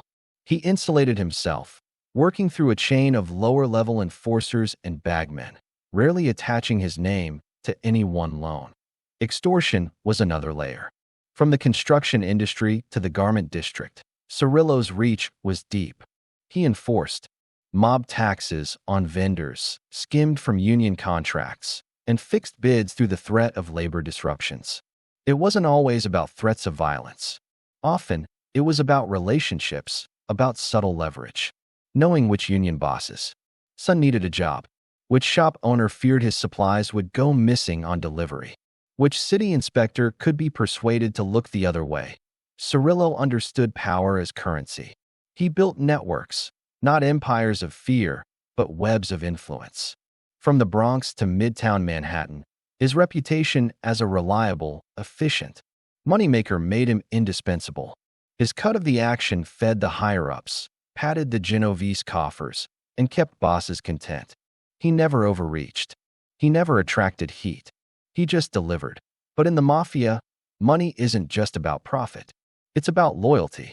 Every dollar that passed through Cirillo's hands was a message that he was committed to the family, that he understood the rules, that he could be trusted with more. By the early 80s, law enforcement was beginning to understand what mob insiders had known for years. That Cirillo, the man rarely seen, never loud, and always cautious, was running one of the family's most lucrative territories. But they had little on him. He was too smart to get caught on tape, too disciplined to speak freely. Even in surveillance logs, he was a ghost that FBI agents would later admit. We knew Cirillo was pulling strings, but we couldn't pin him. He didn't rant on wiretaps like other mobsters. He didn't hold court in gaudy restaurants or strut in silk suits. He met people in quiet delis, in parks, in cars. He talked in code, or didn't talk at all. To investigators, he was a frustrating phantom, always behind the curtain. Those inside the Genovese family. However, Cirillo's value was crystal clear. He had become the kind of mobster they wanted more of, methodical, discreet, effective. He didn't draw fire from law enforcement. He didn't break protocol. He understood Cosa Nostra like scripture. Keep quiet, earn, remain loyal. And for that, he was trusted with more turf, more soldiers, and eventually, more say in how the family operated. In one case, a Bronx-based trucking union that had long resisted Mafia control suddenly shifted. Contracts were quietly rerouted. Shop stewards began towing the Genovese line. Kickbacks flowed. Investigators suspected Cirillo was behind it, not because his name came up in wiretaps, but because the operation bore his fingerprints. Low visibility, high efficiency, complete compliance. A lieutenant in the rackets wasn't just about overseeing crime. It was about managing people, bookies, Shylocks, muscle, informants, businessmen, corrupt officials. Cirillo was a master at it. He knew how to listen, how to pressure without pushing, how to reward loyalty and punish betrayal without leaving a trail. But the more ground he covered, the more attention he risked drawing. And even someone as disciplined as Cirillo couldn't always remain in the shadows. In 1985, a confidential informant told the FBI that a quiet guy named Dom was running much of the Genovese action in the Bronx. They didn't have a last name. They didn't need one. The agents knew. Still, proving it was another matter. Cirillo avoided RICO indictments. refused to speak in public, and always let others take the fall when heat came down. It was as if he operated through a veil, close enough to touch, but never quite in reach. In neighborhoods like Arthur Avenue and Morris Park, old-timers spoke of him in hushed tones. "He's not like the others," one said. "He don't smile. He don't joke. But he don't miss a payment, neither." That was Cirillo's brand. No nonsense, no mistakes, no exposure. He cultivated an image not of terror, but of reliability. You didn't cross him because you knew he'd find out. And if he found out, things would happen. Quietly, permanently. And perhaps that's what made him so effective. Where others sought glory, Cirillo sought longevity. Where others courted risk, he managed stability. He wasn't interested in being king. He was content being the hand that moved the king's pieces. As the 1980s closed and the Genovese family weathered federal crackdowns and informant betrayals, one thing remained constant: Cirillo's operation. It kept turning profit. It kept avoiding heat. And it kept the family alive in a world where so many wise guys burned out in flames of arrogance or carelessness. Dominick Cirillo stood apart. He didn't need headlines. He didn't want them. All he needed was control, and he had it. Not through force alone, but through something far rarer in the Mafia: consistency. He was the embodiment of a new era in organized crime. Not the loud, flamboyant gangster of Hollywood myth, but the silent executor of old-world discipline. And as law enforcement scrambled for flashy arrests, Cirillo remained where he was most comfortable, in the darkened corners, moving pieces, and making money, quietly. Chapter 10. Close to the chin. By the late 1970s, Dominick "Quiet Dom" Cirillo was no longer just a reliable soldier or a well-placed capo. He was something far rarer, a man whose movements and decisions began to orbit closer and closer to the shadowy heart of the Genovese crime family. The epicenter of that orbit was Vincent the Chin Gigante, boss, myth, madman, and absolute ruler of the Genovese empire.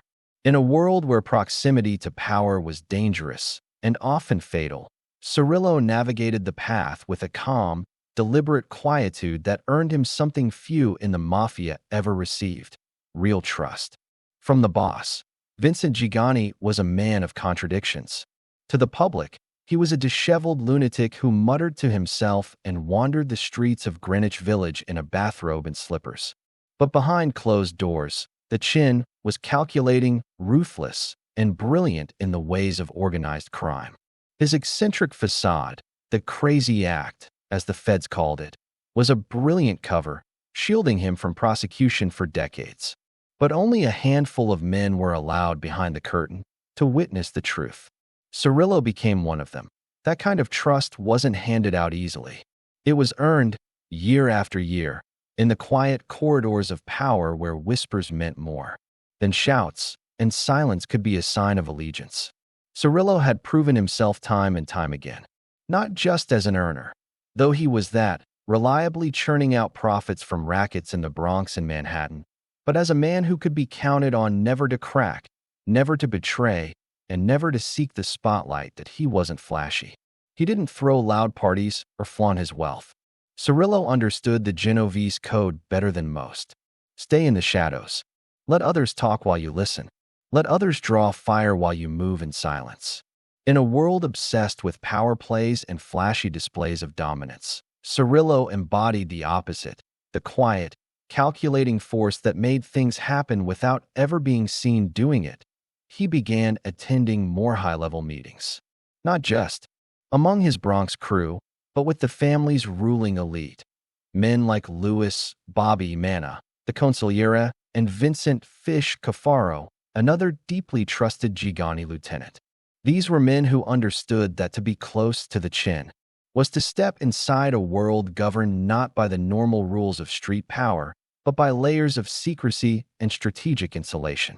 Cirillo fit in seamlessly. That he was disciplined, methodical, and, crucially, never greedy. That last trait made him especially valuable in the eyes of Gigante. Many mobsters stumbled because they reached too far, too fast. Cirillo never did. He played the long game.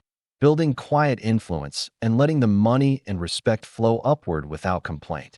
In return, Gigante allowed him access that others would kill for. And sometimes, they did. Cirillo's expanding role included overseeing sensitive operations, large-scale loan sharking, labor racketeering, and a vast array of no-show jobs that lined the pockets of the Genovese family without lifting a finger. He became a trusted go-between, carrying messages from the top to the street crews and reporting back without ever embellishing or coloring the truth. His word became golden. His presence in a room carried quiet authority, but with access came danger. The inner circle was where loyalty was tested, not with words, but with actions, especially when problems had to be handled. If a guy needed to disappear, if a crew got out of line, if an envelope came back light, the boss needed men he could rely on to deal with it decisively and silently. Cirillo didn't shy away from these duties. He accepted them as the cost of trust, and each time he carried them out, he reinforced the idea that he was a man worth keeping close. FBI surveillance would later reveal how deeply Cirillo was embedded in Gigante's trusted ring. Wiretaps recorded soldiers and captains referring to him as the acting underboss long before that title became official. He was the man who could greenlight a decision, settle a dispute, or push a message straight up to the chin, all without drawing heat or attention. Cirillo's home in the Bronx was modest by mob standards. There were no gold chains or flashy Cadillacs. He lived in a working-class neighborhood, like any other quiet retiree. But inside that house, some of the most powerful conversations in the American Mafia were being held. Visitors came and went discreetly. Orders were handed down with soft voices and firm stares. Deals were brokered over espresso and silence. And the man pulling strings behind the curtain wore no crown, but wielded immense power. Federal agents, at the time, didn't quite know what to make of him. Unlike other Genovese figures, Cirillo had no real criminal record. He had managed to avoid the kind of arrests and trials that so often exposed mafia leaders to the public eye. To law enforcement, he was a ghost, always present, always suspected, but never caught red-handed. Informants whispered about him, describing him as sharp, serious, and impossible to get to. Even in the world of organized crime, where paranoia was a way of life, Cirillo was a fortress of discretion. He avoided phones whenever possible. He preferred face-to-face meetings, usually in unremarkable diners or on walks through quiet Bronx streets. No loose talk, no sudden moves. And when he did speak, it was with authority that came not from fear, but from the quiet respect of those who served under him. If Quiet Dom said something, you listened, and that loyalty stretched upward, too. Cirillo never once betrayed the chin, not when the FBI pressure mounted, not when close associates flipped, not even when Gigante's mental health facade began to crack. He carried the boss's messages. He shielded the top tier from exposure. And when needed, he redirected heat away from the Gigante name. This wasn't just loyalty, it was strategy. Cirillo understood the chessboard, and he knew his role well by the early 1990s. Even as Gigante's behavior became more erratic and his legal troubles mounted, Cirillo's influence only grew. He was the man the family could rely on, the quiet enforcer with a sharp mind and a steel backbone. Other families respected him, too. He was present at cross-family sit-downs, negotiating territory disputes and union rackets with the same calm demeanor that had earned him his nickname decades earlier. But being close to the chin also meant inheriting enemies. Law enforcement, emboldened by the success of the commission case in the 80s, was now turning its full attention to Gigante's inner circle. Every conversation was potentially being monitored. Every meeting was a risk. Cirillo, ever careful, adjusted his movements accordingly. He began using more intermediaries, rotating locations, and enforcing stricter discipline within the ranks. But he knew the walls were slowly closing in. Still, through it all, he never changed. He never sought headlines, never ran from the shadows. That had always protected him. In the Genovese world, visibility was vulnerability. Cirillo had spent a lifetime becoming invisible, and it was precisely that skill that made him invaluable to the boss. He didn't just work for the chin. In many ways, he had become an extension of him. The quiet voice in the room when Gigante couldn't be present, the firm hand when a decision had to be enforced.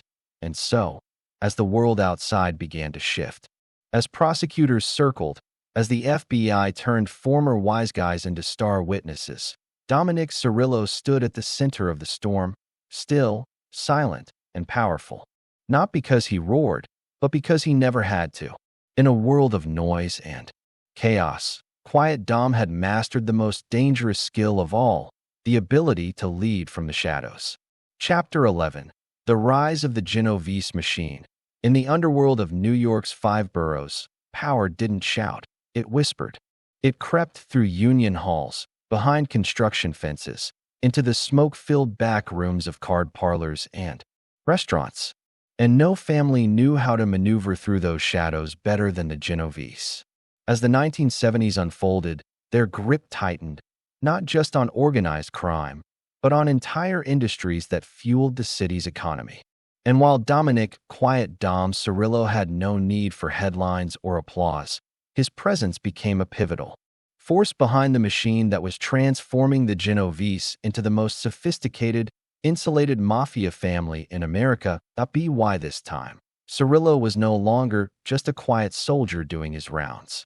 He was part of the engine, calculating, discreet, and above all, trusted. He didn't just collect envelopes or shake down bookmakers. He strategized. He networked. He ensured that money flowed like clockwork through the arteries of rackets. So vast, they made Fortune 500 operations look clumsy by comparison. The Genovese weren't just committing crimes. They were running an empire. And Cirillo, ever silent, ever watchful, was steering key pieces of it from the background. Much of this power stemmed from the family's command over the labor unions. Construction, trucking, waterfront. Industries that built New York brick by brick were quietly paying tribute to the Chin and his inner circle. Dominick, by then, had become a trusted emissary in those operations. He didn't need to scream or threaten. One visit from Quiet Dom was often enough to remind someone of their obligations. A subtle nod, a few words in low tones, and problems vanished. Noncompliance had consequences. But the genius of Cirillo's approach was in avoiding bloodshed. Violence was a last resort. Money flowed best in peace. The Genovese saw themselves not just as gangsters, but as power brokers. Political influence, real estate projects, union negotiations, all of it passed through a labyrinth of intermediaries and buffers, and at key junctions stood men like Cirillo. He oversaw bookmaking operations that stretched across the Bronx and into Westchester, some bringing in tens of thousands a week. He managed loan sharking operations that kept working men, union guys, bar owners, small-time hustlers, trapped in cycles of debt and fear. And yet, to most of them, he was a man of respect. He didn't need to be feared in the way a street enforcer was. He was feared in the way a bishop might be in a corrupt religious order, untouchable, solemn, and dangerously pious to the code. What separated the Genovese from other families was their discipline. While bosses like Gotti craved press and power plays, the Genovese moved like ghosts. And Dominick embodied that ethos. He understood that real influence wasn't loud, it was institutional. It was in deciding who got the construction bid, who got hired on the docks, which nightclubs could operate gambling machines without interference, and, critically, who got to walk away with their kneecaps intact when they fell behind on payments. The family's influence in the construction industry was particularly lucrative. They controlled labor unions like the carpenters, laborers, and cement and concrete workers, key players in New York's relentless skyline expansion. Developers knew better than to push back. Delays, protests, or mysteriously unavailable. Workers could sink millions overnight. So they paid, not always under duress, often willingly, as the cost of doing business in a city built on backroom deals. Cirillo's role wasn't to swing hammers. It was to ensure the family's take was smooth, clean, and untraceable. He also played a central role in the family's no-show jobs. Dozens of Genovese associates appeared on union payrolls, but never lifted a finger. These ghost workers collected real paychecks, funneled straight into the family's accounts. It was a scheme so embedded that even city contractors were often complicit, turning a blind eye in exchange for peace on the job site. And when investigations loomed, Cirillo's low profile shielded him. He wasn't flashy. He wasn't sloppy. He was simply efficient, a shadow among shadows. Then there were the gambling operations. Illegal sports betting, numbers rackets, and underground casinos were still major revenue streams. And Cirillo ran many of them like a CEO, decentralized, insulated, and deeply loyal. His crews didn't just run the books. They enforced discipline, maintained customer trust, and ensured law enforcement stayed either unaware or well-paid to look the other way.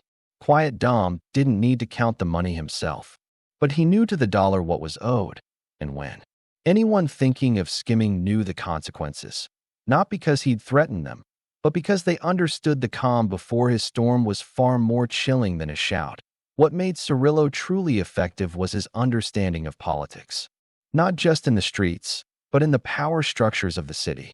The Genovese had long cultivated relationships with local officials, attorneys, union heads, and even members of the clergy. Cirillo helped maintain those relationships. A favor here, a donation there, subtle gestures that kept key doors open. An investigation stalled. He wasn't the face of the family, but he was one of its most trusted hands. Throughout the 1980s, as law enforcement began turning the screws on organized crime, the Genovese stayed remarkably insulated. The FBI, despite years of surveillance and wiretaps, struggled to pin down the full structure of the family. And part of that difficulty stemmed from men like Cirillo. He didn't speak out of turn. He didn't rant on the phone. He met in person, whispered carefully, and left no trail. Prosecutors hated him for that. He was everything they couldn't catch. Why now? Quiet Dom wasn't just a trusted lieutenant. He was a vital piece of a highly structured, deeply profitable machine. He had soldiers under him, crews that answered to his word. He sat in meetings that shaped the family's direction. Yet still, he avoided the limelight. No photos with celebrities. No lavish displays. Just an aging man in plain clothes, moving through Bronx backstreets, nodding silently to the men who owed him everything. Behind his reserved demeanor, though, lay a mind constantly measuring risk. Who could be trusted? Which cops were turning? What informant might be getting cold feet?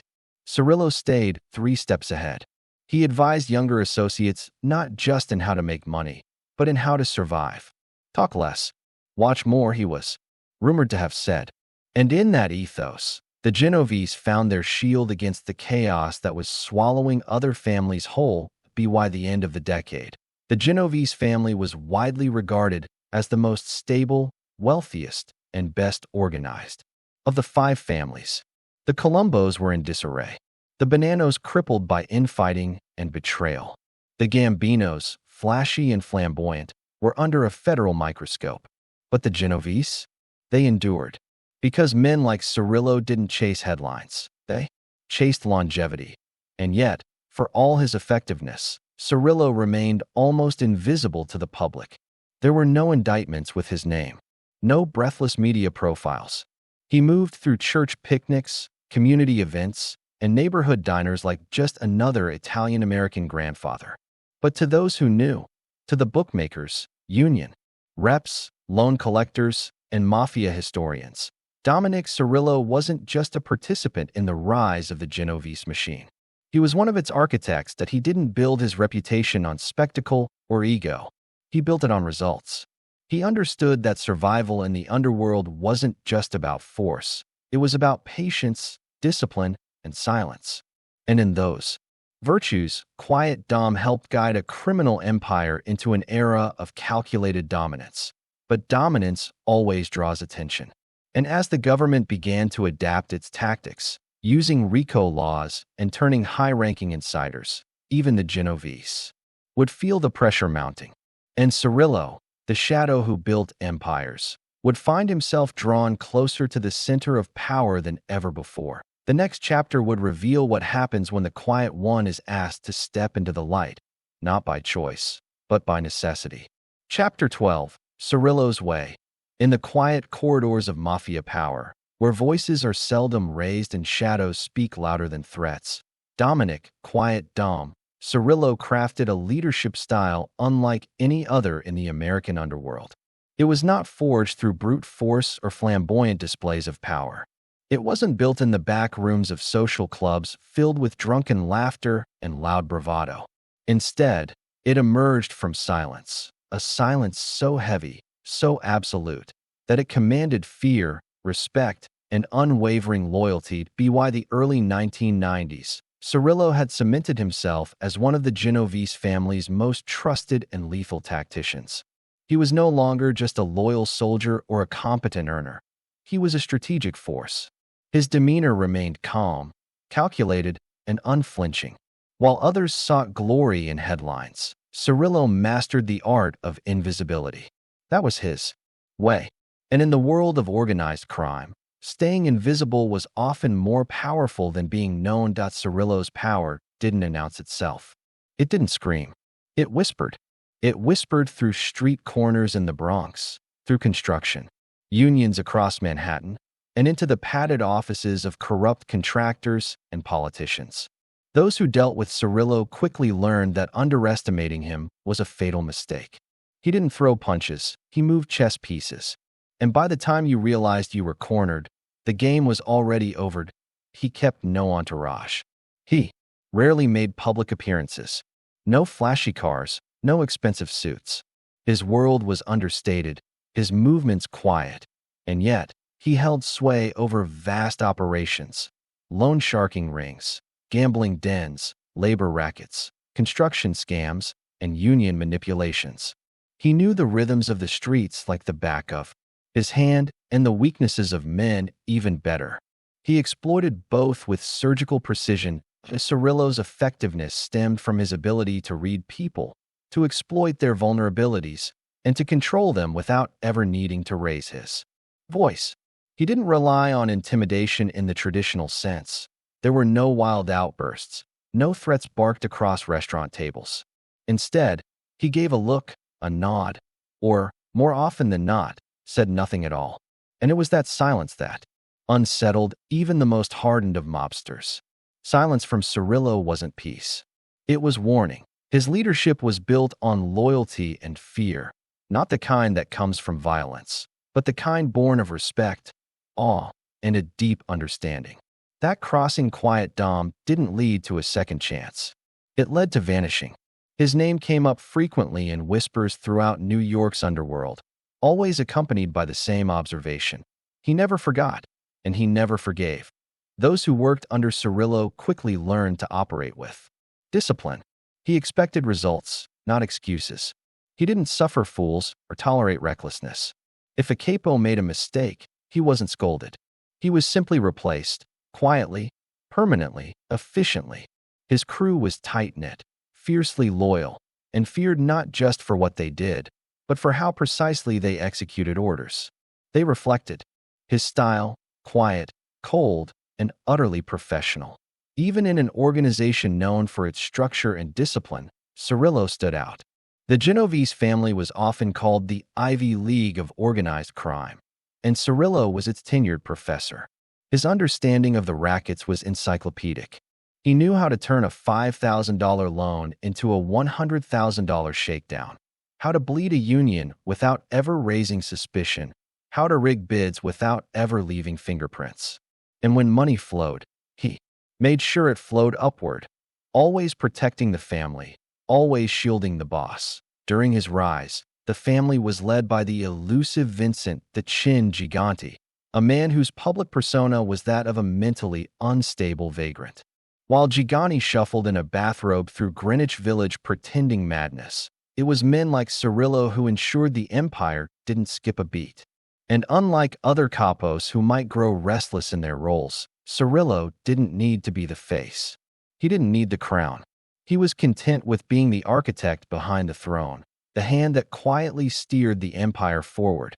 His leadership was particularly vital during times of crisis.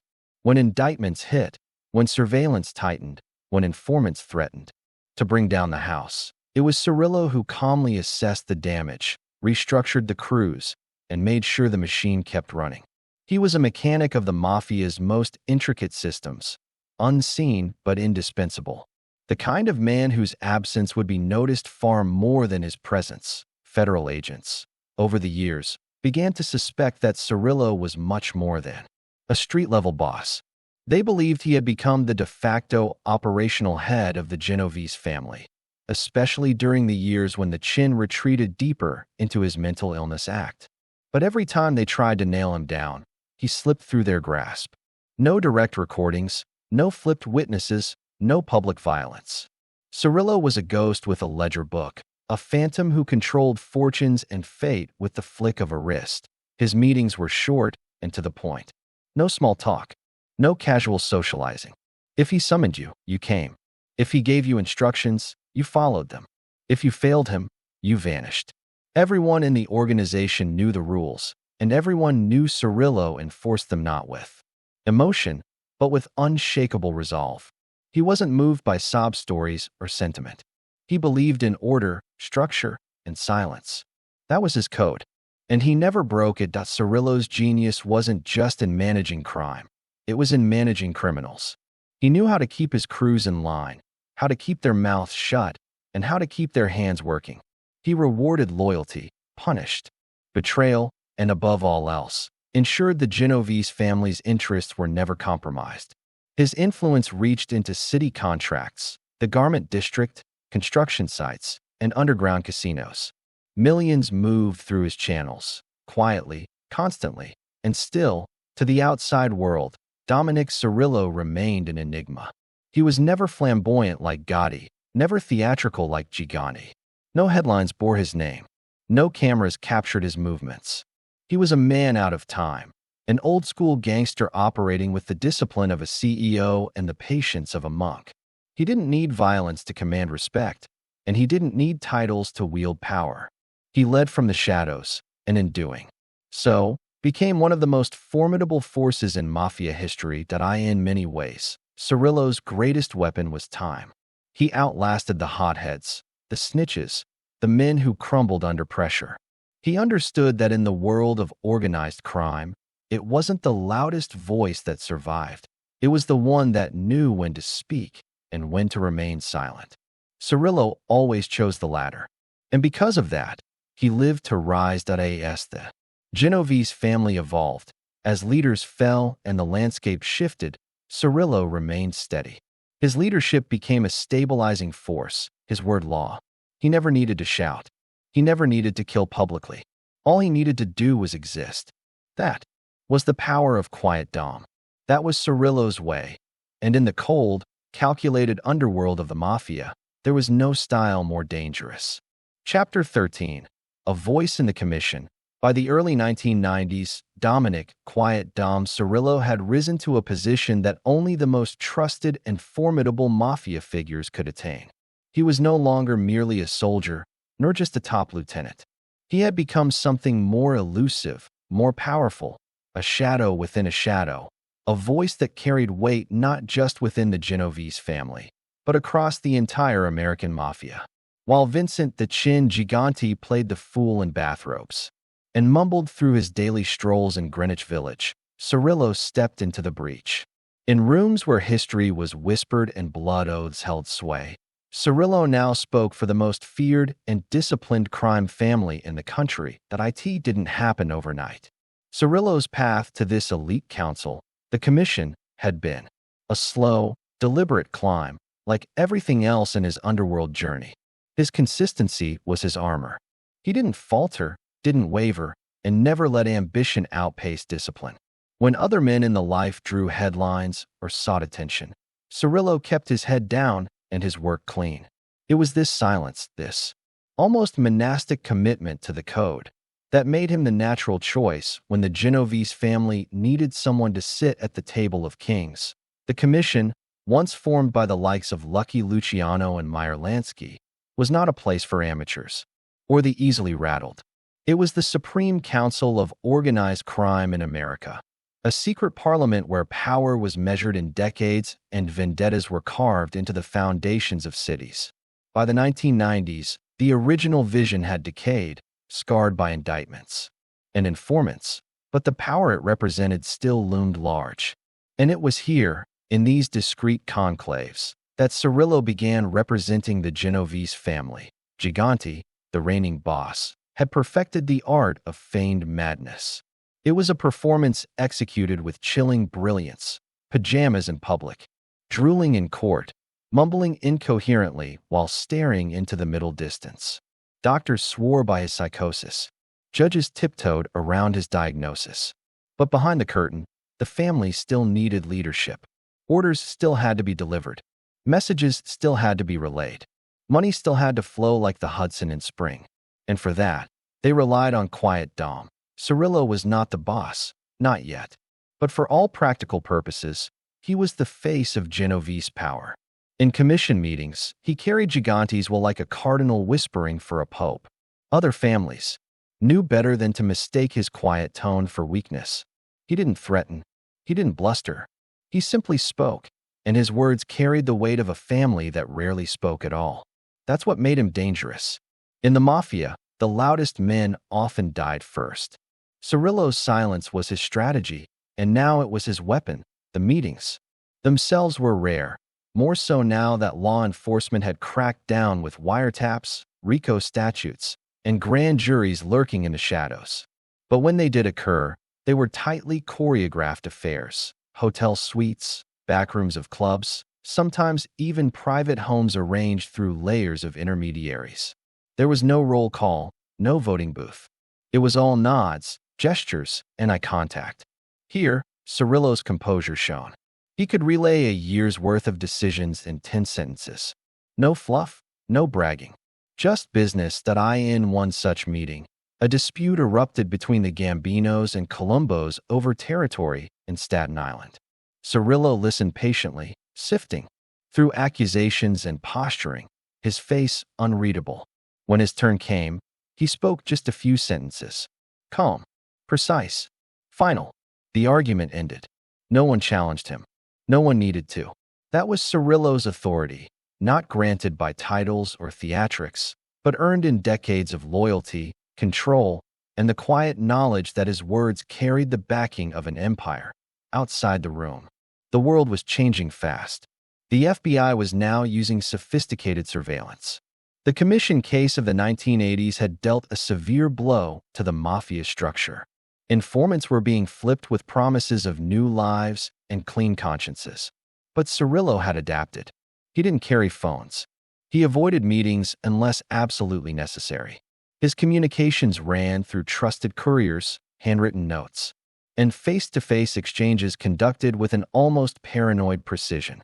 He trusted few, and even those closest to him only knew pieces of the puzzle. What made Cirillo invaluable in this climate was his ability to keep the Genovese family relevant, without exposing them. While other families flailed or fell into internal chaos, the Genovese crew expanded, subtly, smartly. Through Cirillo's hand, their influence in labor unions remained intact. Their gambling operations stretched from New Jersey to Miami, and their construction rackets still dictated which skyscraper rose and which contractor was swallowed whole. This was not the work of a madman in slippers. This was the vision of quiet Dom. Yet, inside his own circles, Cirillo rarely claimed credit. He deferred always to the chin, keeping the illusion of Gigante's rule alive even as he became the de facto commander. That loyalty didn't just protect Gigante, it preserved the hierarchy, the illusion of unbroken rule. And for the Mafia, illusion was often as powerful as truth. Law enforcement, however, began to notice. FBI wiretaps, surveillance reports, and confidential informants began pointing to Cirillo as something more than just a capo or senior advisor. They saw the meetings, tracked the visitors, followed the money trails. But Cirillo was careful. He never spoke directly of crimes. He never handled the drugs, the cash, or the contracts. He simply moved pieces on the board, silently, effectively, invisibly. Among the families, Cirillo's presence at commission meetings became a symbol. The Genovese weren't fading. They weren't fracturing. They were thriving, and it was largely due to the quiet man in the corner of the room who spoke only when necessary and never wasted a word. Younger mobsters began to idolize him. Older ones respected him with a reverence usually reserved for legends. But Cirillo, as always, shunned the spotlight. He returned to his Bronx neighborhood, lived modestly, and operated from the shadows. Just as he always had by the late 1990s, Gigante's mental illness charade was beginning to crack. Prosecutors were pressing harder. Surveillance had become more invasive, and the Genovese family needed to consider succession, not publicly, never officially, but in whispers passed behind closed doors. Cirillo, now firmly entrenched as the family's mouthpiece in high-level affairs, was the obvious choice. But he never rushed the process. He didn't campaign. He didn't need to. His entire life had been a campaign of loyalty and control. And now, that campaign was bearing its fruit. It is perhaps one of the great ironies of modern mafia history that while Gigante fooled the public and confounded psychiatrists, the real power sat quietly in folding chairs at commission meetings, hands folded, eyes still, mouth closed until necessary. Cirillo didn't need theatrics. His power was quieter, sharper, and far more durable. He wasn't the puppet master. He was the protector of the machine, the steward of an empire built on silence, tradition, and an unwavering code. And in that role, representing the Genovese family at the commission, Cirillo didn't just speak for his boss. He spoke for a way of life, a world where discretion was power, where respect was earned in shadows, and where the quietest man in the room often had the most dangerous voice. Chapter 14. Running the show while the Chin faked madness. In the strange theater of New York's criminal underworld, few performances were as elaborate or surreal as Vincent, the Chin Gigante's decade-long act of insanity. Shuffling through the streets of Greenwich Village in a bathrobe, mumbling to himself in front of cops and civilians alike, Gigante portrayed a man so far removed from reality that no jury would dare call him competent. But behind that act, behind the fog of psychiatric evaluations, hospital records, and muttered nonsense, stood a shadow figure, calm, composed, and completely in control. Dominick "Quiet Dom" Cirillo by the early 1990s, the Genovese crime family was at a crossroads. The government had ramped up its war on organized crime, deploying wiretaps, informants, and sweeping RICO indictments like never before. The Mafia's traditional power structures were fracturing under the pressure.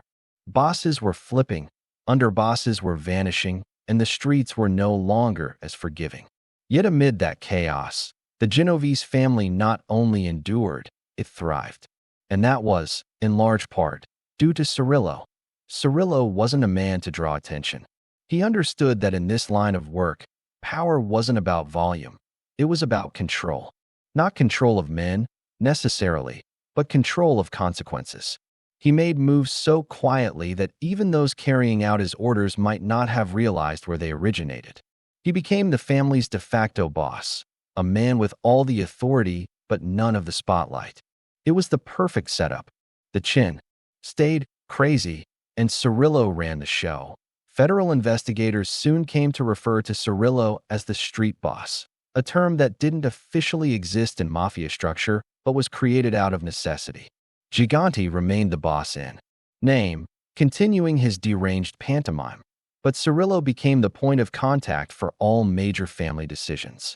He fielded communications from the other families, kept tabs on rackets across New York and New Jersey, and coordinated everything from labor union infiltrations to international drug pipelines. What made Cirillo so effective was his discipline. He didn't crave the excesses that brought down so many of his contemporaries. While others flaunted suits and cigars, Cirillo was understated. He rarely used the phone. When he gave orders, it was face-to-face. When he met with associates, it was often in quiet diners or walking along the streets, surrounded by noise but wrapped in silence. And when he wanted someone gone, when someone crossed a line or posed a risk, he didn't yell. He didn't argue. He simply made sure it was handled quietly. His base of operations stretched from the Bronx, where he maintained deep roots, to Manhattan, where union bosses, construction moguls, and bookies all danced on strings they didn't always realize were being pulled.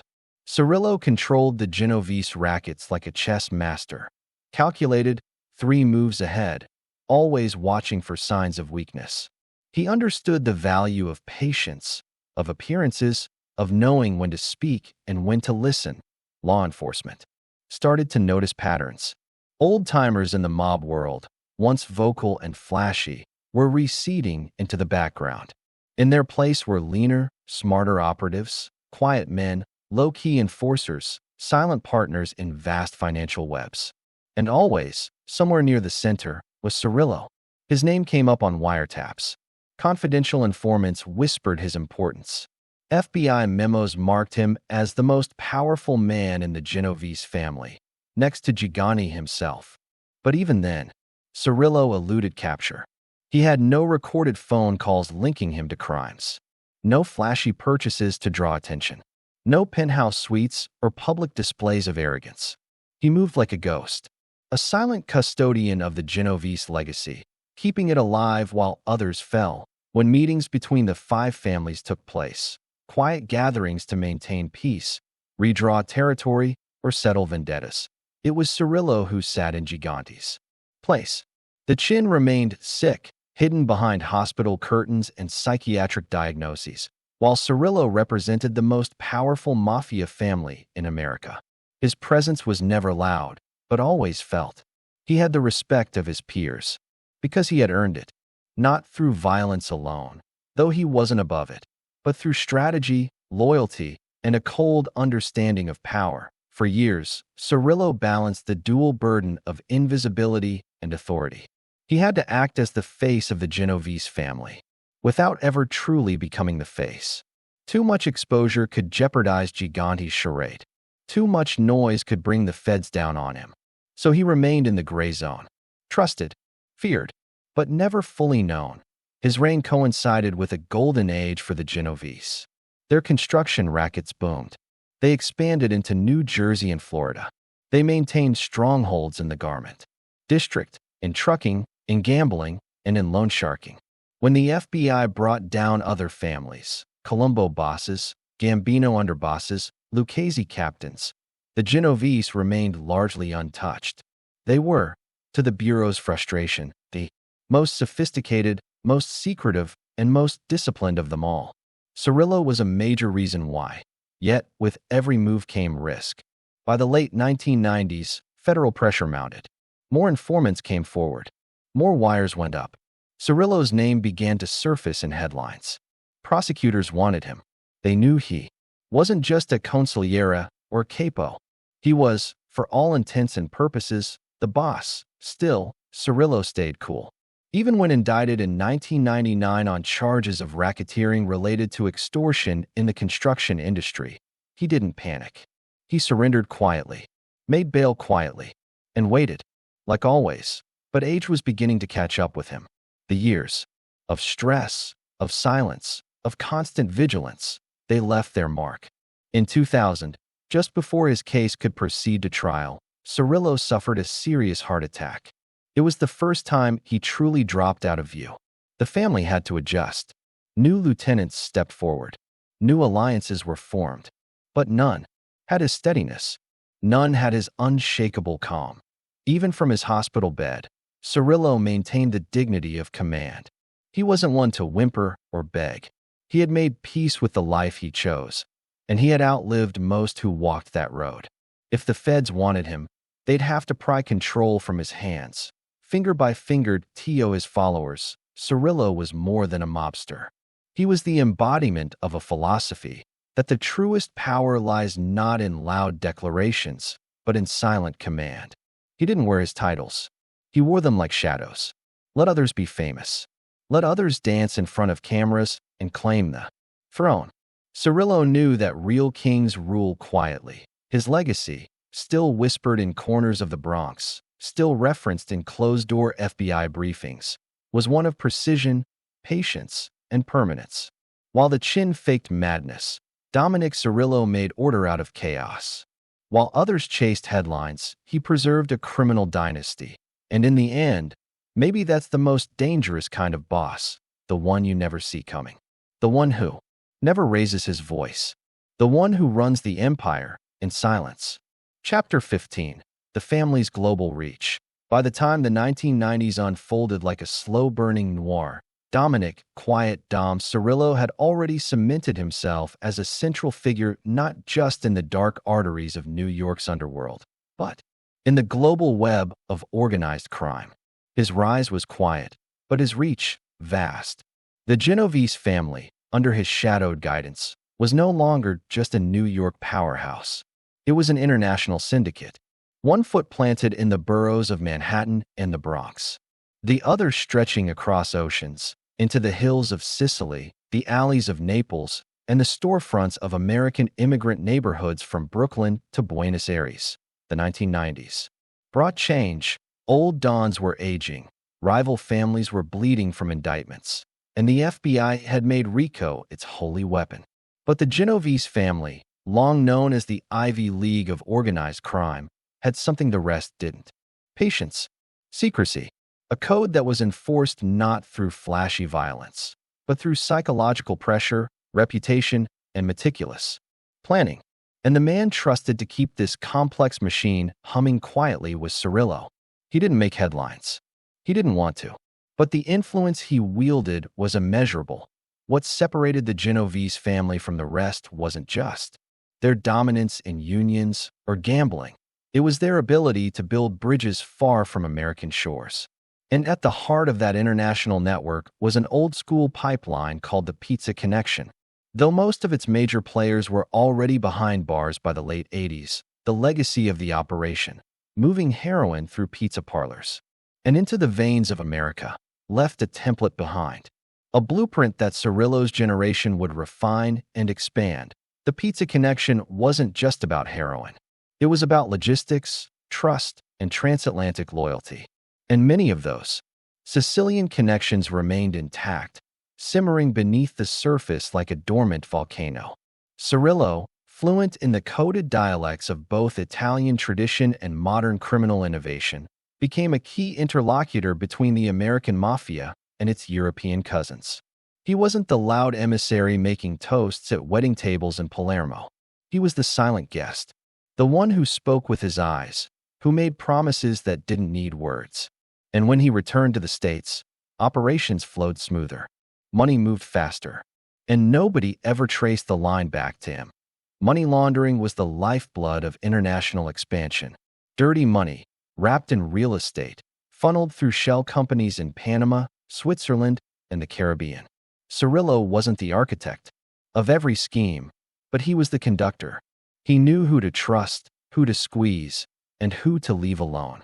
Legitimate businesses, construction firms, import-export houses, nightclubs, became laundromats for millions.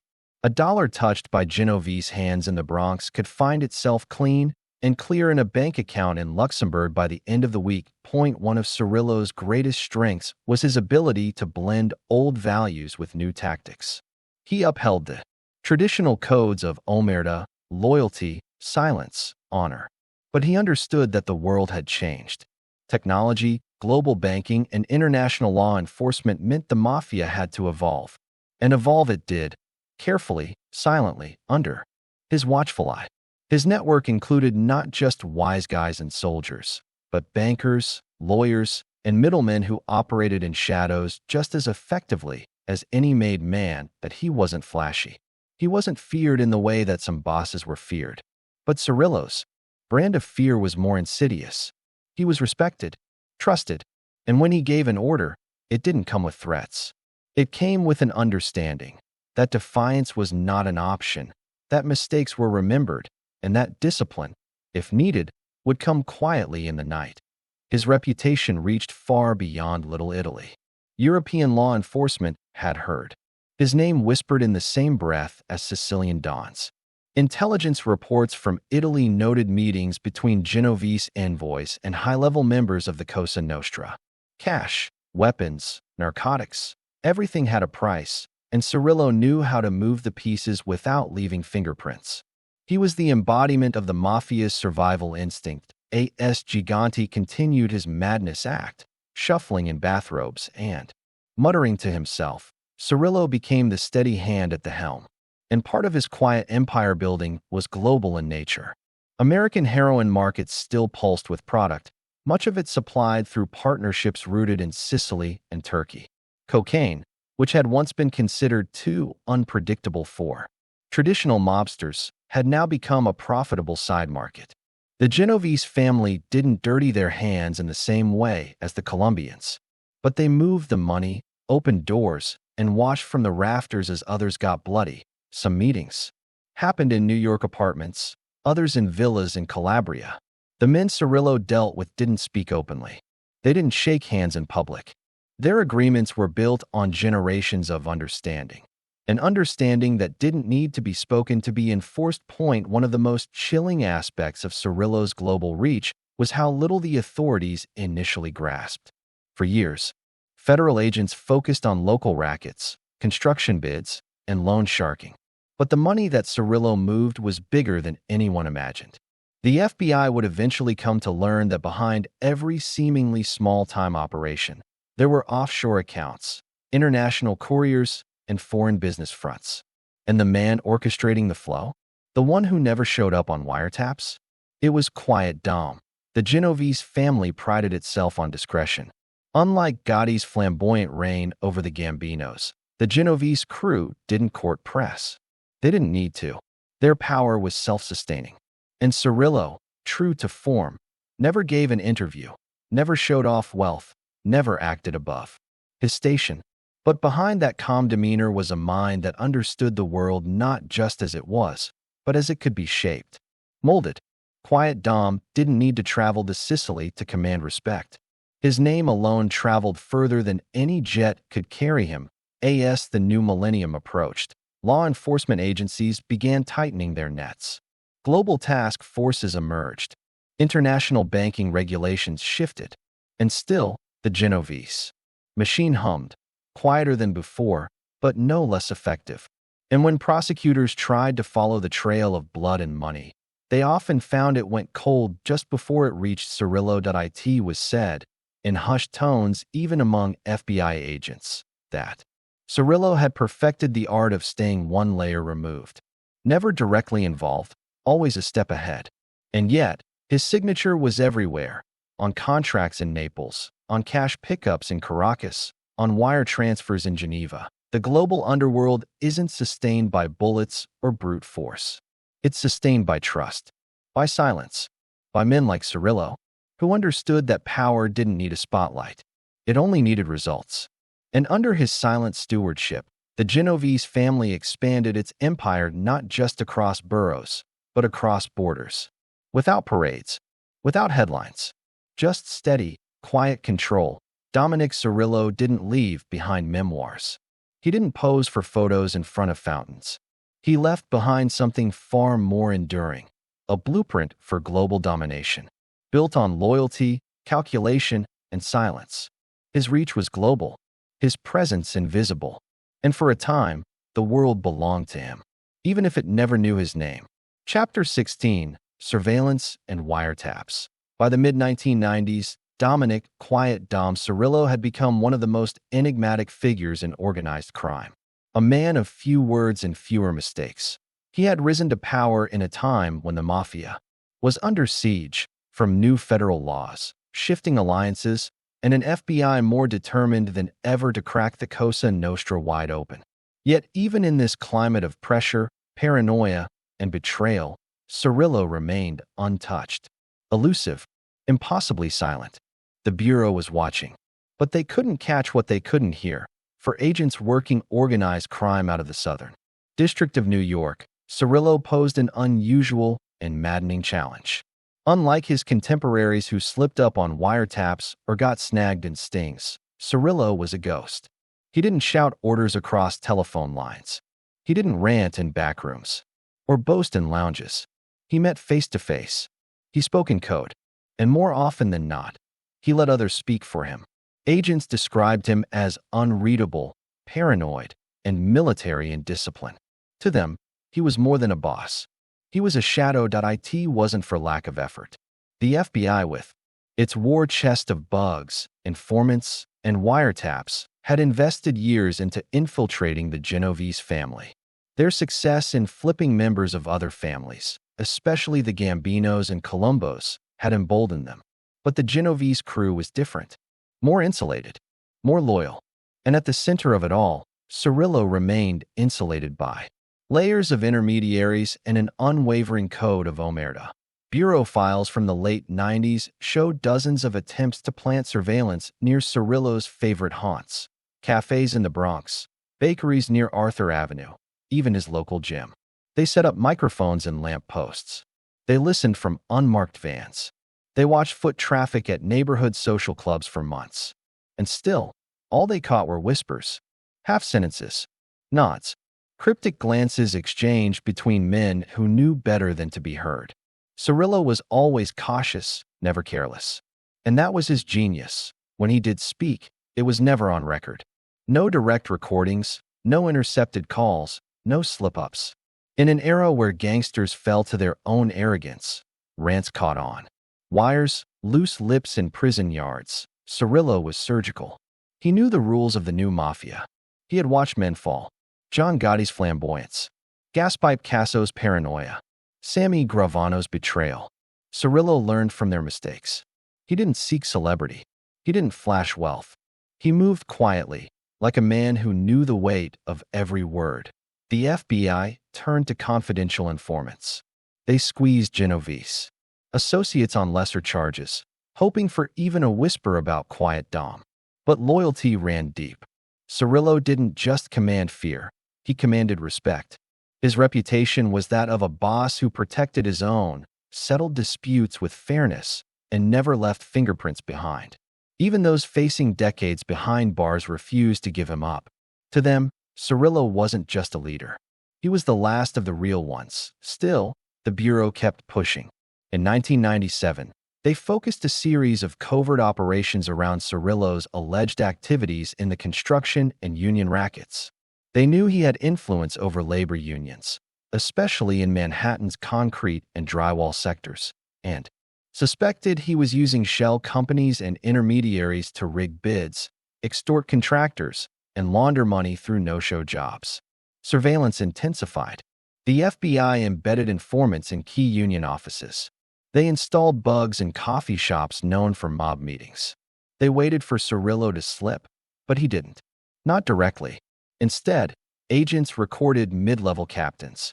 Men like Lawrence, Larry Dinico, and Anthony Tico on Tico, discussing payments, threats, and operations that led back to Cirillo. But the man himself? He was never on the tapes, never in the room, always 2 steps removed. Prosecutors grew frustrated. They could map his influence, draw lines between meetings, payouts, and orders, but they couldn't nail down the voice behind them. By 1998, Cirillo was believed to be running day-to-day operations for the Genovese family, while Vincent "the Chin" Gigante continued his elaborate mental illness ruse. Doctors declared Gigante incompetent to stand trial. He wandered the streets in pajamas and bathrobes. But Cirillo? He operated from behind the curtain. The FBI knew it. Prosecutors knew it. They just couldn't prove it. One federal agent put it bluntly. Cirillo was the architect. Everyone else was just laying bricks. But he never left a single blueprint. They watched his comings and goings, tracked his movements from Bronx homes to Midtown Manhattan. They watched his son, his wife, his friends. But Cirillo's world was airtight. He didn't visit social clubs often. He didn't flaunt his power. And he never repeated himself. To law enforcement, he was a riddle. To his crew, he was gospel. But not even Quiet Dom could remain untouched forever. In 1999, a multi-year investigation culminated in the arrest of several high-ranking Genovese members tied to extortion and union corruption. Cirillo's name surfaced in sealed indictments, not as a direct target, but always in the background. An unnamed co-conspirator, a high-ranking figure, a shadow with power but no trace. Then came the surveillance tapes from the Manhattan-based Mason Tenders Union Local 79. Here, FBI bugs caught associates referencing Dom in hushed tones. Payments were discussed. Jobs assigned. The name, Cirillo, floated up, always respectfully, always in the context of orders being followed, never given. And still, it wasn't enough. Federal prosecutors knew the law. Circumstantial evidence, even strong circumstantial evidence, wasn't enough to convict a man like Cirillo. They needed the voice, the face, the hand on the knife. And Cirillo had given them none of it. Even when agents closed in, quiet. Dom never panicked. He didn't run. He didn't bark orders in desperation. He stayed measured, controlled, like a man who had spent decades preparing for the storm. In the world of the Mafia, silence is survival. And Cirillo had mastered that art, not just with his mouth, but with his entire life. He didn't let phones linger. He didn't trust technology. He relied on loyalty, structure, and fear. When he spoke, it was brief. When he moved, it was with purpose. And when the FBI came knocking, as they inevitably did, he gave them what he always had. Nothing to be why the dawn of the new millennium, Cirillo stood as one of the last truly untouchable figures in organized crime. He had survived internal power struggles, federal crackdowns, and the fall of entire mafia dynasties, all without ever speaking into a wire. To his enemies, he was invisible. To his men, he was inevitable. And to the FBI, he was a phantom, a master of silence, a man who taught them that the greatest power isn't in the roar, but in the whisper you can never quite hear. Even as indictments came down and families crumbled, Cirillo remained in the shadows, calm and calculating. The game was changing, but Dominick, quiet Dom, Cirillo was still playing by the oldest rules, and somehow still winning. Chapter 17. The Commission Trial Aftermath. When the dust settled from the seismic shock of the Commission trial in the late 1980s, the American Mafia was forever changed. Bosses were jailed, rackets disrupted, the myth of invincibility shattered. But not for the Genovese family. While others faltered, the Genovese regrouped, quietly, efficiently, and at the center of that rebuilding effort stood Dominick, quiet Dom Cirillo. He wasn't the boss in name. Not yet. But his fingerprints were all over the operation. Subtle and surgical. He became the architect of the family's survival in a post-commission world, designing a structure that would not only weather government assault, but thrive in its shadows. The commission trial was supposed to be the death knell for La Cosa Nostra. Prosecutors had finally succeeded where countless RICO attempts had failed. They had taken down the top tier of the 5 families in a single blow. Paul Castellano was already dead. Tony, Dux Corallo, Carmine Persico, and Anthony Fat. Tony Salerno, the man who had once served as the Genovese figurehead, were all sentenced to 100 years or more. The message was clear: the Mafia could bleed. And once it bled, it could die. But Cirillo understood something the feds hadn't accounted for. The strength of the Genovese family wasn't built on personalities. It was built on systems, institutions, silos of power that were interchangeable and compartmentalized. This wasn't a cult of personality. It was a machine. And machines can be rebuilt, as long as the blueprint survives. Quiet Dom had studied the blueprint his whole life. Now, in the power vacuum that followed the commission's dismemberment, he began to apply it. He did so not with loud proclamations or violent shows of strength, but with silence and structure. His first move was to decentralize. The days of a flamboyant, high-profile boss calling the shots were over. Cirillo worked with Vincent the Chin Gigante, who was still pretending to be mentally unfit for trial, to create layers between leadership and operations. He introduced a rotating panel of capos who handled day-to-day matters, never staying in power long enough to draw attention. Messages were relayed through buffers, and meetings were held in whispers, behind closed doors in the back of restaurants, or inside innocuous social clubs. One such club was the Palma Boys Social Club in East Harlem. It wasn't glamorous, but it was safe. No bugs, no informants, just low chatter, cigarette smoke, and quiet orders that carried more weight than any shouted threat. Cirillo rarely spoke in these meetings. But when he did, men listened. There was no debate, no show of dominance, just a nod, a brief phrase, and then action. That he reorganized the family's criminal portfolio, reinforcing the old rackets, construction, unions, and gambling, while expanding into more sophisticated enterprises. White-collar crime, insurance, fraud, real estate scams. Everything that could generate cash and stay beneath the radar. He favored long-term investments over short-term scores. While other families scrambled to rebuild with flash and force, Cirillo opted for patience. He wasn't rebuilding the Genovese family for today. He was building it for the next 30 years to in this new structure. Cirillo functioned like a consigliere and a boss rolled into one. He didn't seek titles. He didn't need them. The men around him understood his role. Gigante may have been the figurehead, but Cirillo was the engine. He was the strategist, the diplomat, the enforcer, wrapped in one unassuming, low-profile package. The FBI couldn't pin anything on him because there was nothing to pin. He never touched drugs. He never appeared on tape giving orders. He was careful always, and he demanded the same discipline from those around him. When Gigante's mental illness act kept him isolated from regular commission business, it was Cirillo who represented the Genovese at the table. In the post-trial era, the commission wasn't what it used to be, but it still existed, quietly, in backrooms and coded conversations. And Cirillo made sure that the Genovese voice was heard, measured, reasonable, but firm. He had a reputation for being fair, but no one mistook that for softness. He made deals with an open hand, but kept the other hand clenched, just in case. Internally, he fostered a culture of discretion. Young associates were taught to keep their mouths shut, avoid headlines, and think long-term. Violence was a last resort. Flashy moves were frowned upon.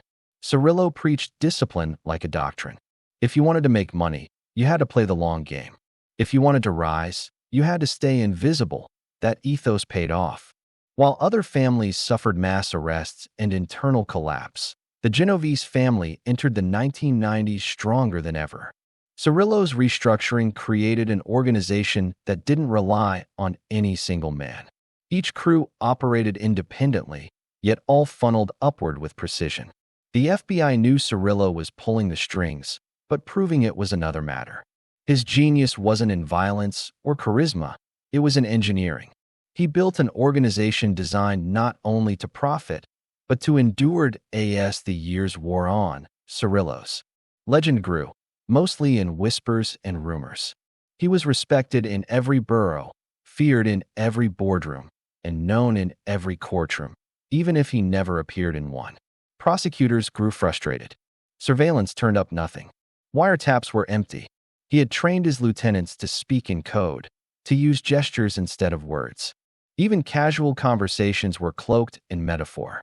And when things got too risky, he disappeared, sometimes for months at a time, only to return when the heat had cooled.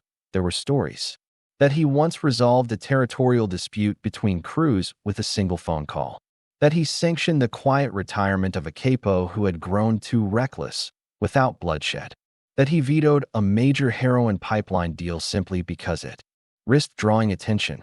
All of it fit with his reputation. Quiet, strategic, brutally effective. That he wasn't infallible, of course. No one in the Mafia is. But he was as close to it as anyone could be in a world designed to consume its own. He outlasted rivals, evaded charges, and reshaped one of the most powerful criminal organizations in American history without ever needing to raise his voice. That was his brilliance. That was his curse. He bore the weight of an empire on his back, and no one heard him strained up. By the late 1990s, Cirillo had become something rarer than a mob boss. He had become a myth. Younger members who had never even met him spoke of him in reverent tones. Older capos deferred to him without question. Even federal agents who couldn't stand him privately admired his discipline. He was the last of a dying breed, a boss who didn't seek power but embodied it, a leader who didn't need to command attention because attention found him whether he wanted it or not. But myths don't last forever. The FBI wasn't giving up. With every year, the pressure mounted. Investigations closed in. Associates flipped. Cirillo remained steady. But the walls were moving. Even the most disciplined man can't outrun time. Still, in the aftermath of the commission trial, Dominick Cirillo had accomplished the impossible. He had not only saved the Genovese family, he had refined it. made it stronger, more efficient, more invisible. He turned a wounded beast into a ghost, one that could walk among the living, unseen, untouched. And for a time, that ghost ruled New York. Silently, relentlessly, and always in the shadow of the man they called Quiet Dom. Chapter 18.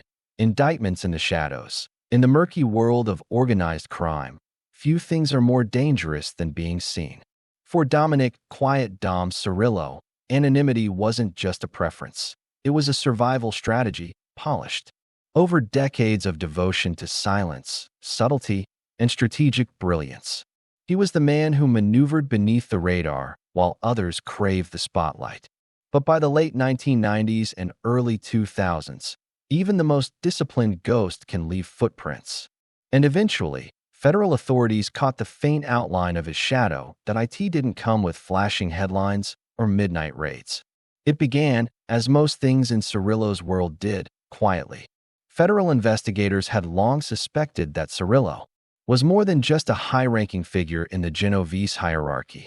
They believed he was the invisible hand that had held the reins of the family throughout the 1990s, during the time Vincent "the Chin" Gigante played his long-running act of insanity. Cirillo had been cautious, guarded, never discussing family business over phones, never appearing in social scenes where loose tongues danced too freely. But even ghosts leave behind whispers, and the FBI had begun collecting those echoes. The first sign came in 2001. A sweeping indictment was unsealed in Manhattan federal court. Dozens of names populated the paper, mobsters from multiple families, accused of racketeering, extortion, gambling, and labor corruption. And tucked among the familiar faces was one that law enforcement had yearned to see for years: Dominick Cirillo. The charges were strategic. Prosecutors alleged that Cirillo had used his influence to steer union decisions, control bid-rigging operations, and oversee gambling rings, all while hiding behind layers of intermediaries. The most striking accusations centered around his involvement with the Mason Tinders District Council, a powerful labor union with deep ties to the construction industry. The indictment painted a portrait of Cirillo as the invisible chairman of the board, never at the table, but always deciding the vote. But if prosecutors expected a dramatic downfall, they would be sorely disappointed. Cirillo did what he always did. He vanished. Not physically. He didn't flee the country or disappear into exile, but emotionally, legally, tactically. His lawyers spoke for him. He made no statements to the press. No desperate declarations of innocence. No theatrics. It was as if the indictment was merely a breeze rustling through the trees that he negotiated behind closed doors, orchestrating his defense with the same cool calculation he'd used to run one of the most disciplined mafia families in America. And when it came time to appear in court, Cirillo did not arrive with a phalanx of bodyguards or a media circus. He walked in as a calm, elderly man, wearing the years on his face like armor, letting time speak for him. To the outside world, he was just another aging Italian man in a suit. To the government, he was the embodiment of the Genovese family's resilience. But this wasn't Cirillo's first brush with federal scrutiny.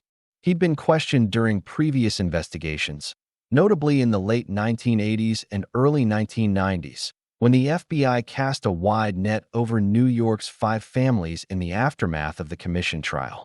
But never before had his name appeared so explicitly on a charging document. For law enforcement, it felt like a small victory, confirmation that their suspicions had not been ghosts.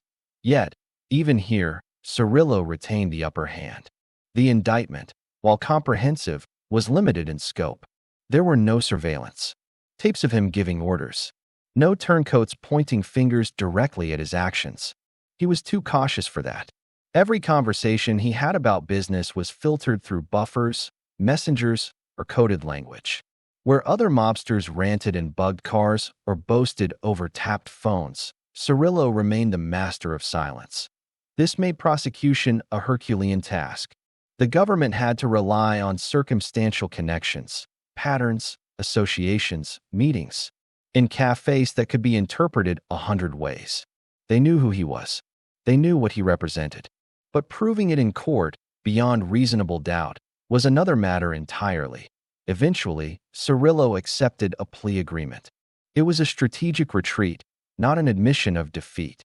The terms were careful: a reduced sentence, minimal media coverage, and no dramatic courtroom showdown. For Cirillo, it was the cost of staying in the shadows. He understood that the longer you dance with the government, the more likely you are to slip. And slip, he would not.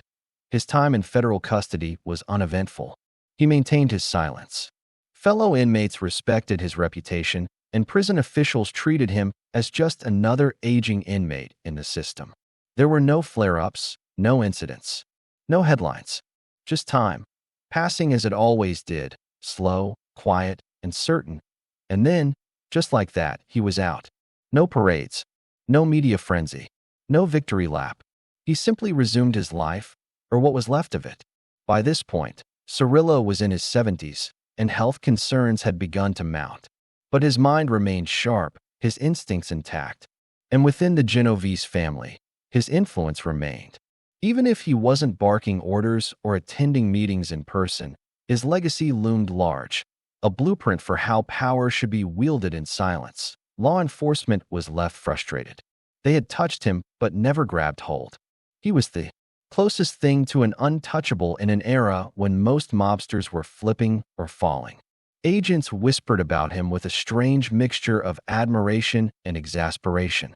He had played the long game, and he'd played it well. In the years that followed, more indictments would come down, sweeping RICO cases targeting Genovese capos, street bosses, and associates. But Cirillo's name faded from the headlines. The man who had once represented the family on the commission, who had restructured the ranks after Gigante's downfall, who had overseen global operations and union rackets, had returned to the place he knew best, the background, that was. The genius of Dominick Cirillo. He understood the Mafia's oldest truth, that the real power doesn't sit at the head of the table. It whispers in the ears of those who do. It moves through rooms without leaving prints. It operates in the quiet, behind curtains, beneath the noise. Indictments in the Shadows wasn't just a chapter in Cirillo's story. It was a reflection of his philosophy. He knew the game wasn't about avoiding attention forever. It was about surviving the attention when it came, staying calm, staying silent, and then disappearing before the dust settled. For the FBI, it marked a moment of near capture, a reminder that even the most elusive targets could be named, if not quite claimed. For the Genovese family, it reinforced a principle that had guided them for generations: speak less, move smarter, trust fewer. And for Cirillo, it was simply another test passed, one more silent storm weathered in a life built on discipline, strategy, and the careful art of not being seen. Chapter 19. The Quiet Don Goes to Prison. In 2005, after decades of silence, shadow, and mastery of the invisible leash, Dominick, Quiet Dom, Cirillo faced something he had always artfully avoided: conviction. At 76 years old, the man who once walked the tightrope of power in the most secretive mafia family in America was sentenced to federal prison. It wasn't for murder or racketeering on a massive scale, though everyone in law enforcement suspected he had directed those crimes by proxy. No, Cirillo was finally caged for something simpler: extortion conspiracy.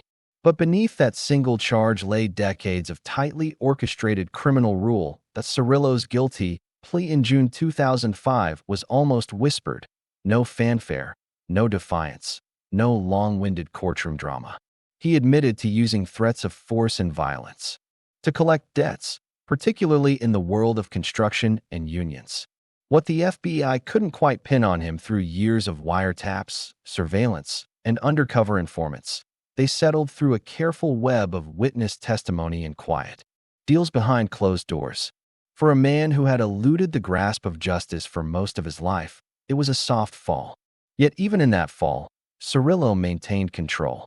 He pled guilty not because he was broken, but because it was calculated, the lesser evil to avoid. The avalanche prosecutors had been gathering for years. The courtroom in Manhattan was subdued that day.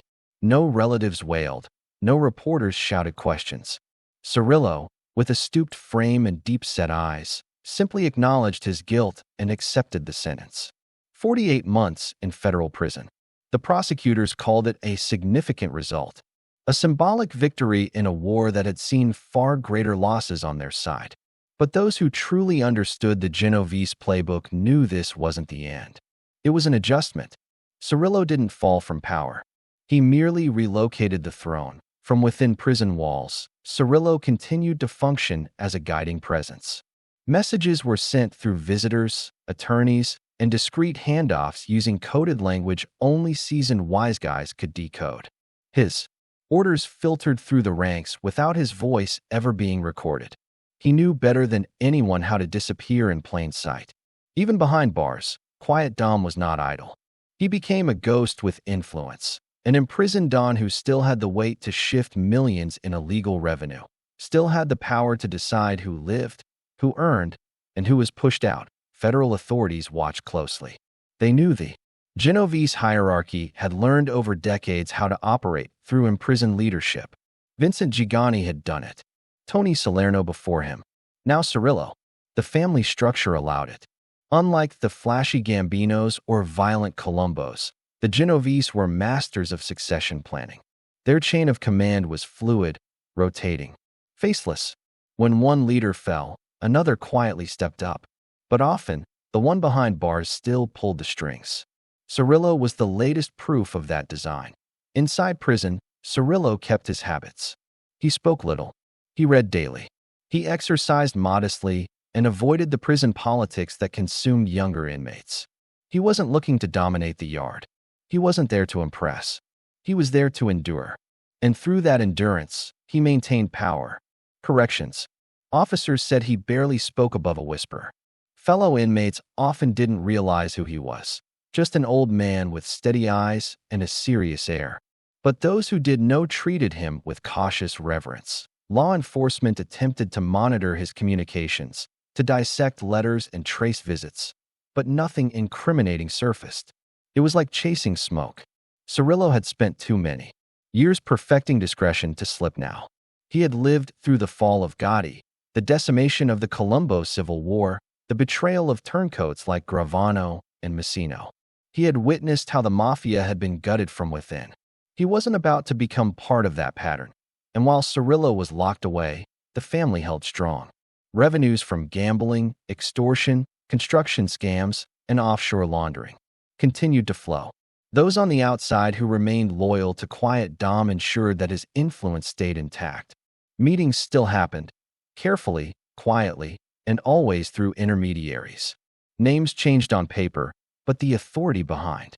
Decisions often traced back to Cirillo's legacy.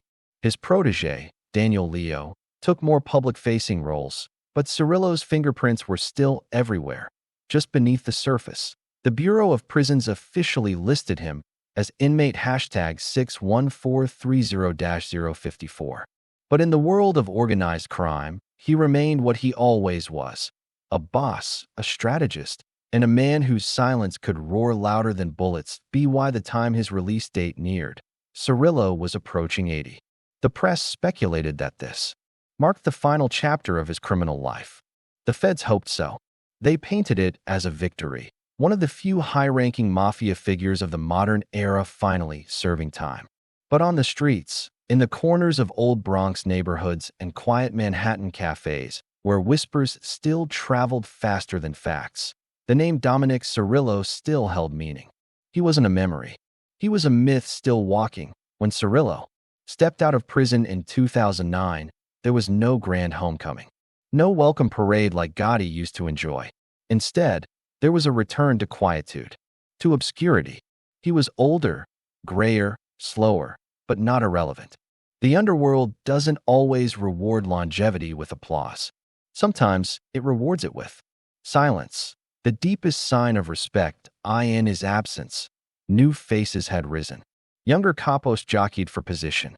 The landscape of New York's 5 families had changed. Surveillance was tighter. Informants were everywhere. The rules of the game had evolved. But what hadn't changed was the weight of experience. Cirillo's presence, even in partial retirement, was a stabilizing force. He didn't need to sit in smoke-filled rooms anymore. He didn't need to nod from the head of the table. His past decisions, his quiet influence, had shaped the present. And that was enough. The FBI knew he was back on the street, but they had little on him. He kept to himself, spoke only to trusted old allies, and avoided unnecessary attention. He was a man who had survived 4 decades of investigations, indictments, and betrayals. Not because he was lucky, but because he was methodical. His voice, once the whisper behind Gigante's throne, was now the echo behind a legacy that refused to die. As time marched on, Dominick Cirillo became less of a target and more of a relic. Not in a dismissive sense, but as a reminder of a different era. A time when the Mafia operated through whispers, not headlines. When power wasn't declared, it was felt. When the most dangerous man in the room was the one who said the least, Cirillo had never embraced the flamboyance of other dons. He wore plain clothes. He avoided the camera. He didn't trust new blood easily. And he never forgot the cost of mistakes.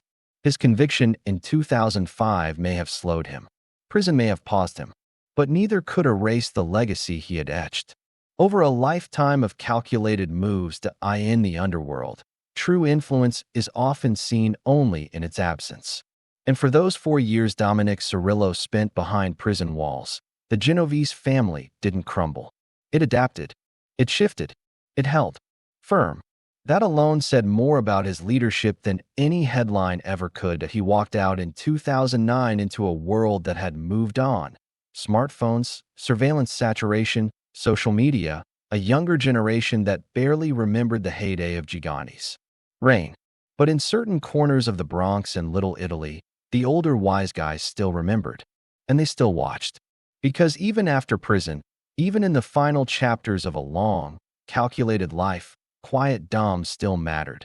And in the criminal history of America, few men proved so definitively that real power doesn't scream, it whispers. Chapter 20. Succession Plans and Leadership Transition.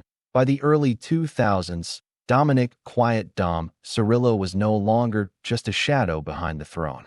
He was the elder statesman of the Genovese crime family, a man who had weathered the violent storms of mafia wars, federal crackdowns, and internal betrayals. Now, as age and legal pressure began to erode his capacity to govern directly, Cirillo found himself facing a problem that every powerful boss eventually must: succession. The question was no longer just about power. It was about legacy, continuity, ensuring that the empire he had protected and cultivated wouldn't crumble the moment he took his last breath. Cirillo had no illusions about the mortality of bosses. He had watched Vito Genovese die in prison, Vincent Gigante wither away under a veil of madness, and so many other bosses cut down in their prime by bullets or indictments. But Cirillo had survived them all, not by brute force, but by intellect, patience, and calculated detachment. He knew power was not something to flaunt. It was something to preserve. And that meant ensuring the Genovese family wouldn't falter in the wake of his inevitable absence. In the inner sanctum of Mafia strategy, succession was rarely discussed aloud. Yet in those hushed meetings between trusted captains and street bosses, the ones that took place behind closed restaurant kitchens, in dimly lit clubs, or on long, silent walks through the Bronx, the question loomed heavy. Who would take the reins when Quiet Dom finally stepped back? Cirillo had already begun laying the groundwork in the 1990s. After Vincent the Chin Gigante's incarceration, it was Cirillo who quietly moved into the acting boss role, not with fanfare, but with a phone call here, a nod there, a message passed through layers of trusted intermediaries. And now, with his own health declining and the law closing in, he turned to a familiar strategy: leading by proxy, delegating power, cultivating loyal men who could carry the weight without attracting attention.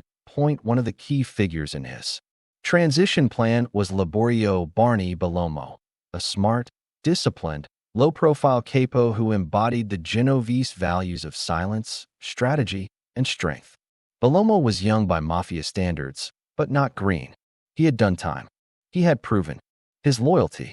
And most importantly, he understood the Genovese philosophy: keep your mouth shut, keep the money flowing, and never let the feds see you coming. Cirillo wasn't just picking a successor based on loyalty or respect. He was picking someone who could endure, someone who could maintain the intricate balance between tradition and survival in a world where every conversation could be recorded, every associate flipped, and every wiretap a potential death sentence. Bellomo was discreet, methodical, the kind of leader who could operate in the new era, where brute force had been replaced by corporate fronts, wire fraud, and international money laundering. Yet even as he empowered men like Bellomo, Cirillo kept final authority close to his chest. Major decisions still ran through him. Messages were relayed through layers of buffers, captains who spoke only in code, underbosses who never met in public, soldiers who had no idea who they were truly serving. It was a pyramid built on silence, discipline, and institutional memory. The Genovese family didn't just survive the fall of the commission, they evolved. And at the center of that evolution stood Quiet Dom. While other families floundered under the weight of informants and federal RICO indictments, the Genovese family adapted. They created rotating leadership structures, street bosses who acted as lightning rods while the real power remained invisible, front bosses who gave orders on behalf of retired elders who were anything but retired. It was Cirillo's blueprint, a system designed to protect the core by sacrificing the skin, but no system was perfect. The feds knew Cirillo remained a central figure well into the 2000s. Surveillance reports noted that decisions traced back to him even when others appeared to be in charge. He was the architect behind a leadership model that was nearly impossible to dismantle. Every time law enforcement arrested one boss, another stepped in seamlessly. Names changed, faces rotated, but the machine kept running. Behind bars, Cirillo still held court. Letters, visitors, coded messages. He found ways to stay involved, to approve or veto major moves, to remind everyone that the man who once sat beside Gigante still pulled strings from the shadows. His power didn't rest in titles. It rested in loyalty, in fear, in the deep institutional respect he commanded from a generation of men who knew exactly what he had done for the family and what he could still do, even from a prison cell. There was no coronation, no formal meeting, no throne passed from one man to another. That wasn't the Genovese way. What there was, instead, was a subtle shifting of gravity, responsibilities handed over, slowly, discreetly. Bellomo and others began managing more day-to-day operations. Crew leaders were instructed to go through new intermediaries. The structure became even more compartmentalized, with Cirillo remaining the hidden core that connected the separate arms of the organization. It was a transition, years in the making, a calculated surrender of surface-level power that protected the heart of the organization. And it worked. The Genovese family avoided the chaotic power struggles that plagued other families after the fall of strong bosses. There were no public wars, no coups, just the same quiet, consistent flow of extortion money, gambling profits, and real estate scams. That Cirillo's leadership, even in the shadows, was respected because it was effective. He had turned the Genovese family into a fortress, not by building walls, but by erasing blueprints. No one could identify the hierarchy because it no longer existed in a linear way. It was cellular, adaptive, a structure designed for the surveillance. Cirillo aged into his late 70s and early 80s. The pressure from the feds intensified. They knew he had orchestrated the leadership transition. They knew he had helped maintain order through years of federal investigations. But they could rarely prove anything.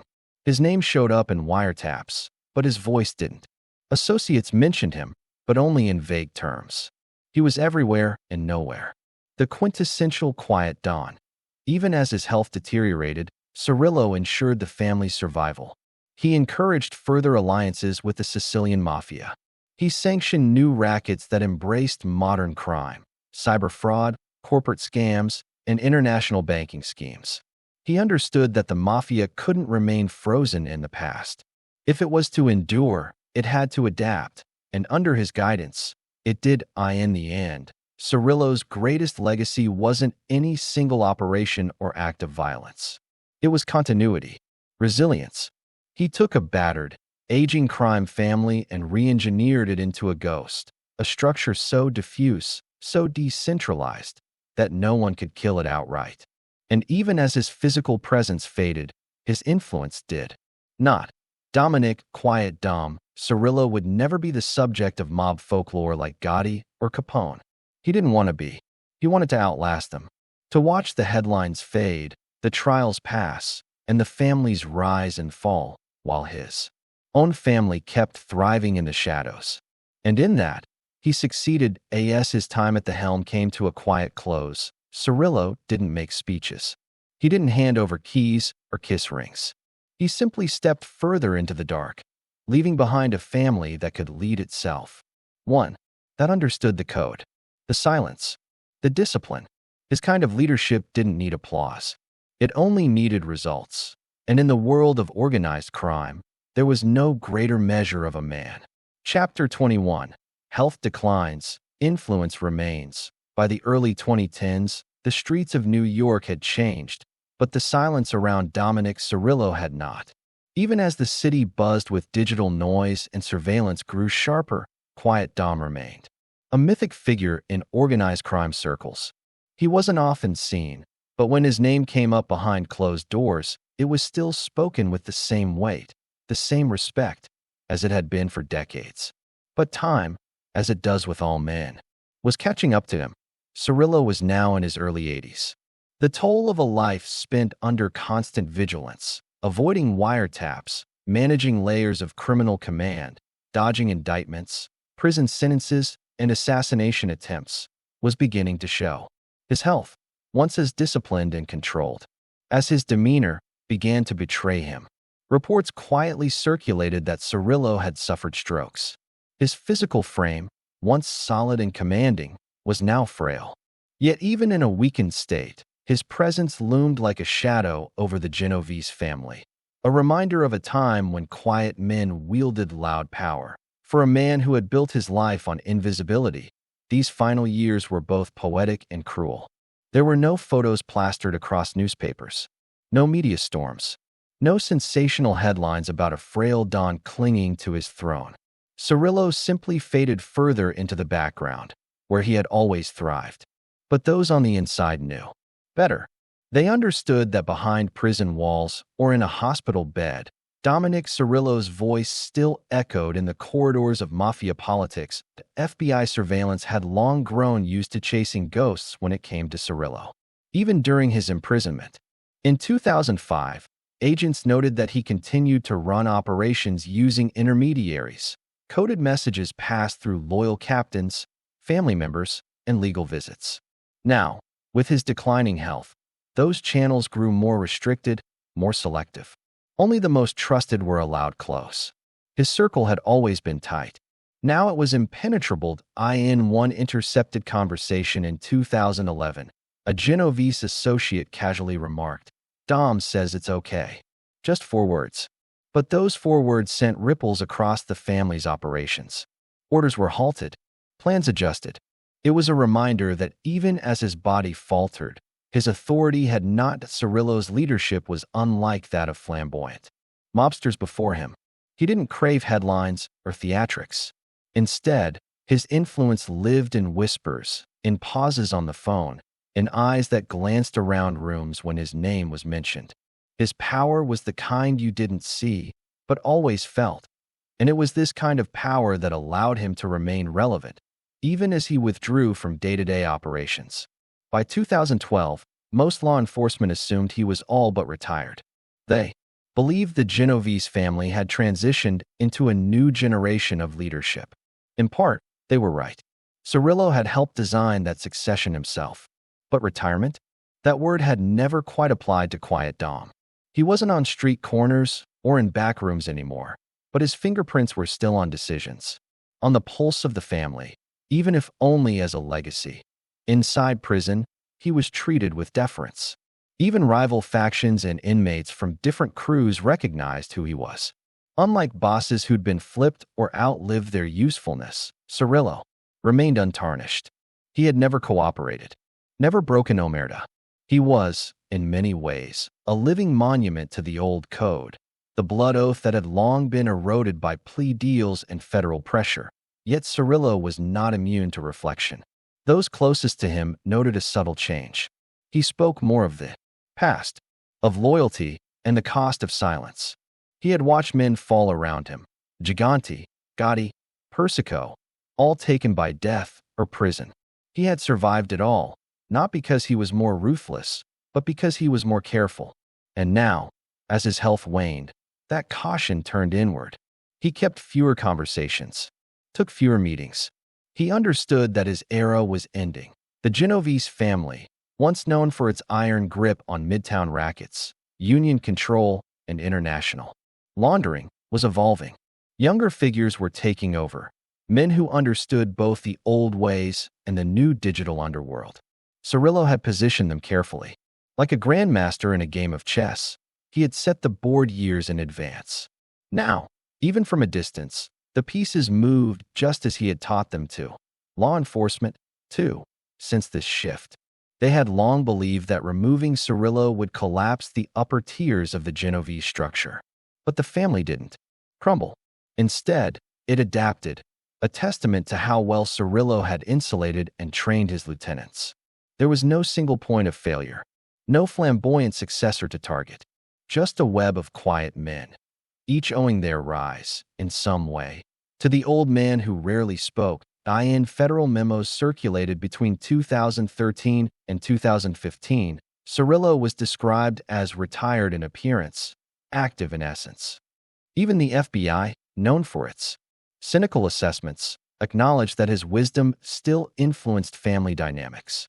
Some agents admitted, off the record, that they respected Cirillo, not his crimes, not his legacy of racketeering and violence, but the discipline, the methodical patience, the refusal to break. In an age of chaos, Cirillo was a relic of order. By 2016, it was clear that his health had further declined. His family shielded him from the press. No interviews, no leaks, just the quiet erosion of time. But in his final known correspondences, passed through intermediaries, Cirillo offered advice. Subtle, guarded, but impactful. One message reportedly urged restraint during a conflict between factions. Another warned about the dangers of modern technology. These weren't commands. They were insights. And when Quiet Dom offered insight, people listened to those who served with him. Cirillo was more than a boss. He was a philosopher of the underworld, a strategist who understood that empires aren't built on fear alone, but on consistency, discretion, and respect. Even as age robbed him of strength, it could not steal the fear his name inspired, nor the loyalty it commanded. As the decade closed, rumors of his death began to circulate. Some said he had passed quietly, surrounded by family. Others believed he was still alive, hidden in plain sight. The truth, as always with Cirillo, was elusive. Official records remained vague. No public obituary, no funeral in the open, just silence. Fitting for a man who had built an empire on it. What remained was legacy, an imprint on one of the most powerful crime families in American history, a blueprint that others would follow, and a reminder that sometimes the loudest figure in a room isn't the one who shouts, but the one whose silence bends others to act. Dominick, Quiet Dom, Cirillo had become an idea, a symbol of the old world in a new era, a man whose voice had grown faint, but whose influence remained indelible. And in the world of organized crime, that is the closest thing to immortality. Chapter 22. Cirillo's Inner Circle. In the underworld, where betrayal often lurks in whispers and power is built on silence, trust becomes a currency more precious than money, more dangerous than bullets. For Dominick, Quiet Dom Cirillo, that trust was given sparingly, and only to those who had earned it through decades of unwavering loyalty, discipline, and discretion. As his influence over the Genovese crime family grew, so too did the importance of those around him. These were not just soldiers or capos. They were his shadow cabinet, his eyes and ears, the guardians of an empire that refused to die. The top of this inner circle was Lawrence, Little Larry Dinico, an old-school capo who, like Cirillo, came of age under the iron grip of Vito Genovese's era. Denico was a man of few words, but his moves were precise. He had an instinct for reading the street, knowing when to push, when to sit back, and when to vanish into the crowd. When Cirillo needed something done in Jersey, something quiet, decisive, and permanent, it was often Denico who delivered. Then there was Ernie Muscarella. He was the face the feds could never quite pin down. The man with a smile that meant business and a reputation for keeping operations humming when others were falling apart. Muscarella wasn't flashy. He didn't need to be. He ran gambling operations, loan sharking crews, and shakedown schemes with mechanical efficiency. To Cirillo, he was a stabilizer, the type of mobster who understood that longevity in the Mafia came not from ego, but from consistency. These men formed the backbone of Cirillo's operational structure. But they weren't alone. In the Bronx and Westchester County, figures like Pasquale Patti Falsetti operated as low-profile tacticians. Falsetti was meticulous, never leaving a paper trail, never speaking over the phone, and always one step ahead of the law. He handled labor rackets, extortion, and held deep ties to the construction trades. Cirillo appreciated that. In an era where younger gangsters were starting to get sloppy, driven by drugs and digital breadcrumbs, Falsetti remained old school, analog, and invisible. Another trusted lieutenant was Frank "Punchy" Iliano, a former member of the Gallo crew who flipped allegiances to the Genovese family. Iliano was a bridge between different Mafia generations, someone who knew the value of diplomacy as well as force. He didn't just run numbers. He connected dots between crews, helped avoid internal conflict, and served as a buffer when Cirillo wanted to keep a degree of separation between himself and the street.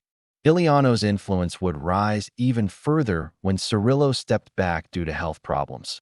But even at his peak, he was never more than a servant to Quiet Dom's greater plan. Cirillo's circle also included men who operated primarily in the shadows behind restaurants, inside trade unions, and within the haze of construction companies that seemed legit but funneled millions into Mafia-controlled coffers. These were the accountants of crime, the mob's logistical experts, rarely seen in mugshots but deeply entrenched in everything from drywall contracts to waste management deals. To outsiders, and even to many within the larger Genovese family, Cirillo's structure was a mystery. His inner circle didn't flaunt wealth or hold court in loud restaurants. They lived modestly, blending into neighborhoods where no one asked questions and everyone paid on time. Meetings were conducted in moving vehicles, in walk-through parks, or behind closed doors in church basements and funeral homes. There were no slips, no tape-recorded conversations, no turncoats. Cirillo didn't just enforce silence. He embodied it, and because of that, loyalty to him wasn't just a matter of survival. It was a matter of honor. These men followed Cirillo not because he demanded it through violence, but because he commanded it through wisdom. He had a gift for reading people, knowing when they were lying, when they were stalling, and when they were about to fold under pressure. And he had a code. While many mobsters of the modern era lost sight of the old ways, becoming sloppy, greedy, careless, Cirillo's circle was held to the highest standard: no drugs, no family feuds, no public violence, and above all, no talking. The FBI often referred to Cirillo's crew as ghosts. Surveillance would follow Muscarella for days and find nothing. Wiretaps picked up static or coded language that made no sense. Agents assigned to Denico's crew would come back frustrated, reporting hours of silence, dead ends, and vague nods exchanged in diners that led nowhere. In a world of RICO charges and undercover moles, Cirillo's inner circle seemed immune. One reason for this immunity was Cirillo's strategy of compartmentalization. He never let one capo know too much about another's operation. Each man operated independently, but understood the chain of command. Orders were passed with minimal exposure, often through layers of messengers who didn't even know who they were delivering for. It was old-school Mafia theater, the kind of precision that even the Commission had admired decades earlier. And it worked. Even during the times when Cirillo was under indictment or behind bars, the machine kept moving. Muscarella handled the day-to-day in Manhattan. Denico ensured the Jersey operations stayed profitable and quiet. Others took turns relaying information back to Cirillo when he was out of reach, slipping notes through lawyers, relaying messages via approved visitors, and using time-tested methods to keep the boss informed without ever using a phone or leaving a trace. But for all the structure and discipline, the reality of aging was undeniable. As the 2000s progressed, many of these trusted lieutenants themselves became targets of federal attention. Indictments began to stack. Some did time. Others faded into quiet retirement. Still, none flipped. None turned government witness. And none betrayed the man they had served for decades. Even law enforcement, grudgingly, respected the fortress Cirillo had built. In closed-door debriefings, FBI agents would sometimes refer to him as the last real Don.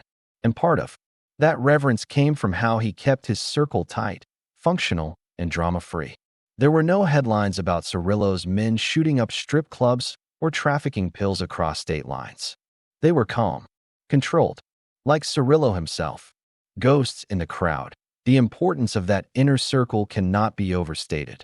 In the Mafia, legacy isn't built just on the bodies you bury or the money you steal. It's built on the people you trust to keep the empire running when the boss is in the dark. Cirillo knew that. And so he invested in people, not egos. In silence, not spectacle. In the end, these were the men who protected his legacy, who helped him remain the most elusive boss in Mafia history. Long after he had stepped out of day-to-day operations, their loyalty ensured his influence endured. And in the whispering halls of the Genovese family, where history is still passed in coded phrases and reverent tones, the name Cirillo still echoes, not because of how loud he roared, but because of how quietly he ruled. This chapter of Dominick Cirillo's life was not marked by flashy hits or dramatic betrayals. It was marked by something far rarer: trust that endured, silence that held, and a loyalty that, even under the pressure of federal indictments, never cracked. In a world built on shifting sand, Cirillo built something that lasted. A brotherhood of shadows, bound not by oath alone, but by an understanding deeper than blood. Chapter 23. What made him different? In the shadowy corridors of American organized crime, there have always been two kinds of bosses: the loud, brash kings who craved headlines, and the silent rulers who preferred to work behind a veil of shadows. Dominick "Quiet Dom" Cirillo belonged unmistakably to the second kind. In an era dominated by tabloid mafia stars like John Gotti, the dapper Don, who relished the spotlight, Cirillo was a man who found strength in silence and power in restraint. He never strutted into court in $1,000 suits. He didn't smile for photographers or court media attention. He didn't throw parties, make bold pronouncements, or act as though he were untouchable. Instead, Cirillo embodied the old-world code of Cosa Nostra, a quiet, calculating presence whose influence ran deep, even if few outside the inner circle could recognize his face. While men like Gotti turned the mob into theater, Cirillo ensured it remained a business. Comparisons between Cirillo and Gotti became inevitable. They operated during the same turbulent years, both reaching the heights of leadership within their respective families. Gotti in the Gambino crime family, and Cirillo in the Genovese. But their styles could not have been more different. Gotti was brash, confrontational, a street boss with a flair for performance. He sought to intimidate and impress with equal force, drawing crowds and feeding headlines.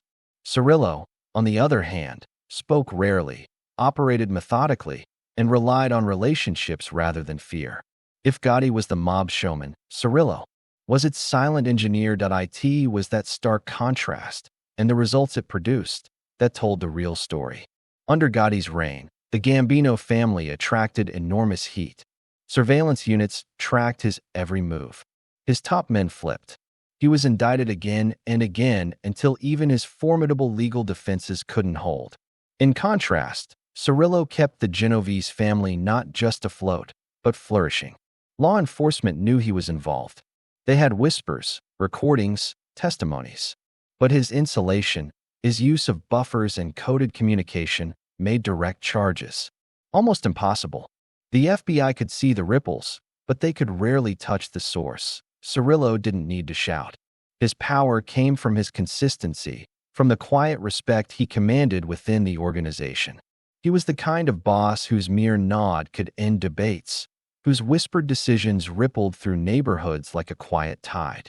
He was respected, not feared, trusted, not merely obeyed.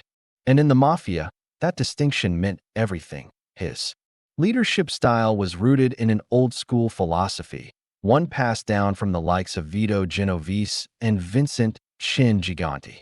The belief that secrecy was sacred, that fame was poison, that the Mafia's strength came not from headlines, but from invisibility. Cirillo absorbed that doctrine and became its most loyal disciple. He knew that every camera flash, every newspaper, quote, every tabloid cover was another step toward ruin. Those who served under Cirillo learned that lesson well. He didn't demand loyalty with threats. He earned it with fairness, steadiness, and results. His capos understood their roles. His lieutenants knew their limits. Disputes were settled with a phone call or a closed-door meeting, not with bullets or spectacle. This was not a man who ruled with drama. He ruled with efficiency. And that made him more dangerous than a dozen men like Gotti. But to understand what made Cirillo truly different, one must also look beyond the boardroom-style governance. It was in his daily choices, his demeanor, and his refusal to indulge ego. He never lived lavishly, though he had the means. He didn't keep exotic cars or oversized mansions. He lived in a modest home in the Bronx. He walked his dog. He blended into the neighborhood like any other retiree, until the feds came knocking. Even then, Cirillo maintained his silence. No press statements, no court antics, just a quiet, deliberate dignity that frustrated prosecutors and bewildered the media. His lawyers never had to manage scandals. There were no wiretap rants or incriminating photos of Cirillo laughing with killers. The only noise that surrounded him was the sound of law enforcement guessing his rank, guessing his orders, guessing how such a quiet man could move so many pieces without leaving a trace. What also set Cirillo apart was his strategic mind. He wasn't just a placeholder or a ceremonial figure. He was the architect of long-term plans, succession, pipelines, territory expansions, legitimate business investments. He thought in decades, not months. He read the changing winds of law enforcement tactics and adjusted accordingly. He pushed for decentralization, reduced reliance on violent intimidation, and emphasized compartmentalization, a structure that insulated the top from the streets and made investigations far more difficult. For many younger members of the Genovese family, Cirillo became a template for how to lead. He was proof that longevity didn't come from fear or charisma, but from discipline. That survival meant disappearing into the architecture of everyday life, being nobody, and yet being everywhere. Yet, for all his brilliance and quiet cunning, Cirillo remained a man of principle, at least within the twisted code of the Mafia. He didn't flip. He didn't sell out his friends or betray the oath. Even when faced with prison time, failing health, and mounting pressure from federal prosecutors, he never broke. In a world filled with turncoats and informants, Cirillo died as he lived, quietly, loyal to the end. His story forces a deeper reflection on the nature of power itself. In America, we often equate visibility with influence. The louder voice, the bigger spotlight, the headline grabber. But Cirillo's life was a rebuke to that idea. He showed that real power doesn't need to perform. It doesn't crave applause. It simply operates with precision, consistency, and silence. He left behind no memoirs, no press interviews, no explosive courtroom quotes. Just a legacy etched in whispers, the kind of whispers that echo long after the cameras turn away. Law enforcement called him the most powerful man you've never heard of. His rivals called him the last of the real ones. And his men, they simply called him Dominick. Comparing Cirillo to the likes of John Gotti, it's easy to paint one as the villain and the other as the tactician. But the truth is more complex. Gotti reflected the chaos of his time. The hunger for attention, the defiance of authority, the myth of the untouchable outlaw. Cirillo, meanwhile, represented the old order, a man of rituals, codes, and invisible threads that bound everything together. And in the end, it was Cirillo's way that endured. While Gotti's reign ended in high-profile collapse and betrayal, Cirillo's influence lingered long after his name faded from headlines. His protégés still walked the Bronx. His strategies still shaped meetings. His example still whispered through the halls of the Genovese family like a faint but unmistakable presence. Dominick Cirillo didn't just outlast his rivals. He outsmarted them, outsilenced them, and in doing so, he redefined what it meant to lead in the American Mafia. In the world of organized crime, where so many chased glory and crumbled under the weight of it, Cirillo chased something else entirely: control. And he achieved it the only way he knew how: quietly. Chapter 24: Legacy of Violence and Control. In the world of organized crime, it's often the loudest voices and the most flamboyant displays of power that capture public attention. Headlines scream about shootouts, betrayal, and bloody ascents to power. But in the shadows, behind the spectacle, are men like Dominick "Quiet Dom" Cirillo, whose legacy wasn't built on noise, but on silence. And not a silence of peace, but of calculated intimidation, hidden coercion, and the quiet control of an empire forged in fear. By the time the early 2000s rolled around, Cirillo had already carved out a position of profound authority in the Genovese crime family. He was no longer just a powerful captain or a temporary acting boss. His influence had embedded itself into the structure of the family. Through the 1980s and 1990s, he had consolidated power with remarkable subtlety, employing a strategy rooted in measured violence, veiled threats, and a profound understanding of human weakness. His was not the brute force method of the street-level thug. Cirillo's control was layered, built through favors owed, debts called in at precisely the right moment, and fear that didn't come from shouting matches or public outbursts, but from quiet, unwavering resolve. Associates didn't fear Cirillo because he yelled. They feared him because he didn't need to. He had cultivated a reputation that traveled by whisper. That reputation, in many ways, was more effective than bullets. Violence under Cirillo's reign wasn't erratic. It was clinical, surgical even. When someone had to be removed, it wasn't about sending a message in blood. It was about removing an obstacle with as little ripple as possible. A body disappeared here, a business folded there. Sometimes the mere mention of Cirillo's name in a conversation was enough to compel silence, not out of reverence, but because those who crossed Quiet Dom didn't often get a second chance. One of the clearest indicators of his quiet violence was the network of enforcers he built around him. Men who acted not as lone wolves, but as shadows, taking orders that were rarely spoken directly, but always understood. These weren't hot-headed soldiers looking to prove something. These were calculated operatives, carefully chosen for their ability to act without question and disappear just as quickly. Cirillo didn't micromanage their brutality. He simply set the tone, and they followed. His use of intimidation extended far beyond the street. Legitimate businessmen, restaurateurs, construction magnates, vendors, even political figures knew the name Cirillo. They knew that behind that name was the weight of the Genovese family. And while he rarely needed to meet face to face, his presence loomed in every room where a payoff was made or a contract was coerced. His was the kind of power that didn't require proof. It was assumed, like a fact of life. But perhaps what made Cirillo so enduring was his adaptability. He wasn't locked in the blood and bullets mentality of the old-school mobsters. He evolved. He understood that true power in the modern underworld came from control, not chaos. By the early 2000s, the Mafia was under unprecedented pressure: wiretaps, RICO cases, turncoats, and federal indictments chipped away at its once untouchable status. Yet Cirillo maintained his grip through it all. His violence became even more selective, more disguised. One former federal investigator would later describe him as a ghost with a knife. You'd never see him coming, but the damage was precise. This metaphor wasn't poetic flourish. It was grounded in years of wiretap evidence, surveillance, and the frustration of trying to prosecute a man who never seemed to be where the crimes were happening, but always benefited from their outcome. His control extended inside the family as well. Kapos didn't challenge him, not because he was untouchable, but because he made it clear, subtly and effectively, that opposition would be isolated, then neutralized. There were no grand power plays, no internal civil wars, just silence.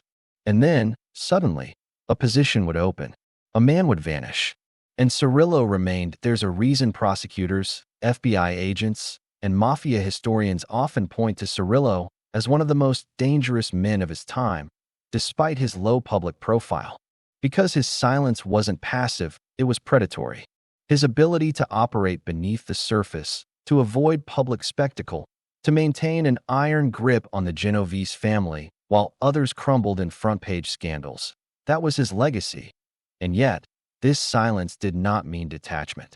He was deeply aware of everything that happened in his territory. Reports flowed upward. Disputes were settled swiftly, decisively. Money changed hands efficiently, without delay. If someone fell behind, they were reminded, not loudly, but with an unmistakable finality. Sometimes it was a visit from a trusted enforcer. Other times, it was a missing shipment or a revoked license from a union he quietly controlled. Either way, the point was made. This understated form of dominance extended beyond the Italian-American communities. Cirillo's reach included relationships with other ethnic crews, particularly those in the Russian and Dominican syndicates.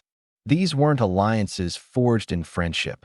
They were arrangements of mutual benefit, enforced by a quiet man who made it clear that betrayal would not end well. And behind it all, behind the cold efficiency, the whispered threats, and the controlled bursts of violence, was a man who never stopped seeing the bigger picture. Cirillo wasn't just protecting turf. He was preserving the Genovese legacy. Every calculated act of intimidation, every orchestrated disappearance, every silent manipulation, it all fed into the preservation of a criminal empire that he believed should endure long after his last breath. There were those who tried to analyze him.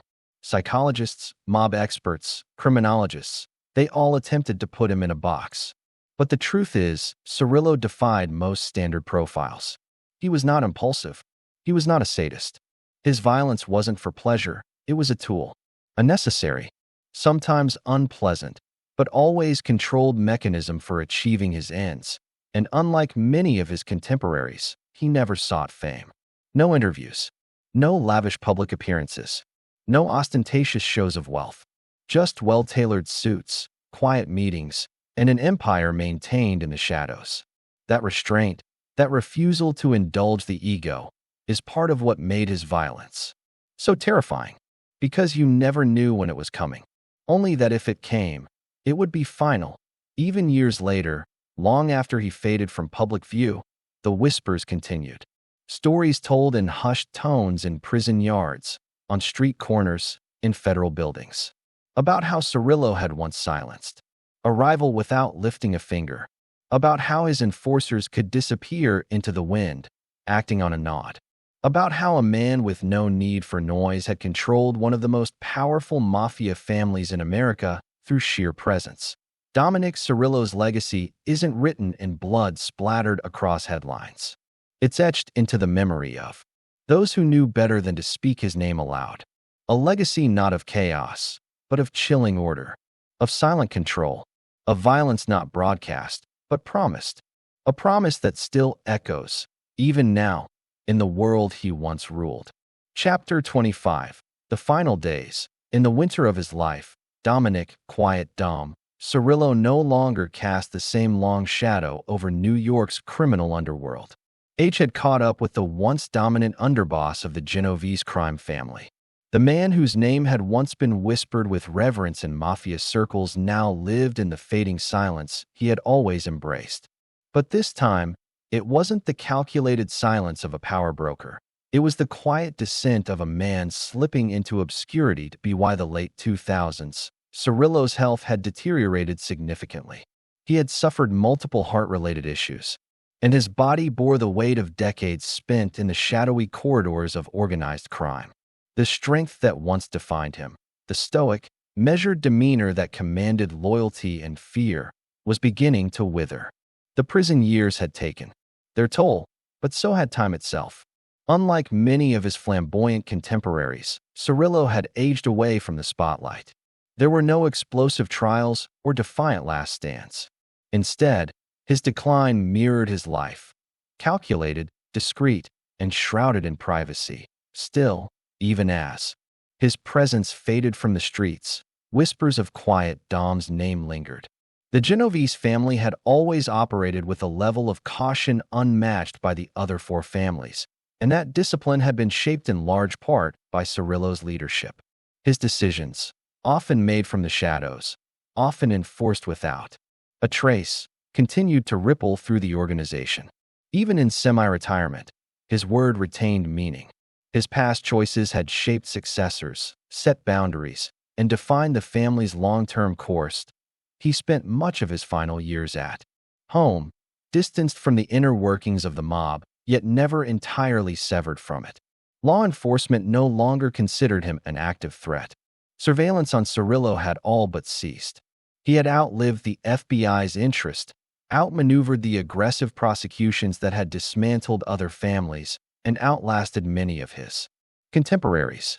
What remained was the shell of a once indomitable force, fragile in body, but still feared in memory. Family became his sanctuary in the end. His sons and grandchildren provided the quiet moments his life had rarely afforded him. Inside the walls of his modest Bronx home, there were no traces of the man who had once overseen extortion rackets, illegal gambling operations, and murder contracts. Just an aging grandfather, shuffling slowly through the final chapters of his story. Those who had once worked closely with Cirillo spoke of his unwavering control. He was not a man who ever lost composure.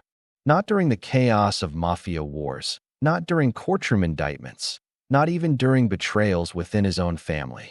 He had been a constant, a steady, silent anchor in a world built on deception and volatility. That consistency became his legacy long after he withdrew from the active power structure. What set Quiet Dom apart was not only how he operated, but how he exited. There were no press conferences, no dramatic courtroom footage, no memoirs or jailhouse confessions. He didn't chase a legacy. He simply let it settle. His departure from the life he had helped preserve came not in an eruption of scandal, but in the soft hum of fading relevance. It was, in many ways, the perfect conclusion for a man who had made silence his most lethal weapon. His last known public appearance was a brief court hearing for a health-related deferral. Frail, his frame slouched under a loose suit, Cirillo was barely recognizable from the man who once commanded meetings in Little Italy with a single nod. The judge noted his condition with clinical detachment, and the session ended without media fanfare. No reporters waited outside. No mob watchers speculated about his influence. It was just another quiet day in the slow retreat of a once powerful man. The Genovese family, meanwhile, continued without him. Cirillo had ensured his successors were trained in his mold, pragmatic, discreet, loyal to the code. His fingerprints were on every major decision they made, even if his name was no longer mentioned. He had become a ghost in the machinery of one of America's most enduring criminal syndicates.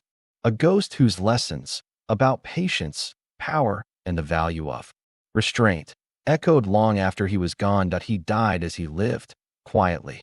The news of his passing came not through headlines, but through whispers in social clubs and federal offices. There were no grand funerals, no mafia processions, just a simple burial, attended by a small handful of family members and old friends. No made men offered public eulogies. There were no photos in the paper. But within the Genovese circles, his absence was felt, like the sudden silence after a long, steady heartbeat. Dominick Cirillo was a relic of a vanishing era. He belonged to the time of tight-lipped loyalty and calculated violence. In a world that grew louder, flashier, and more media-driven, he remained committed to the old ways. He resisted the ego that brought down so many others. He spoke only when necessary, killed only when unavoidable, and ruled without theatrics.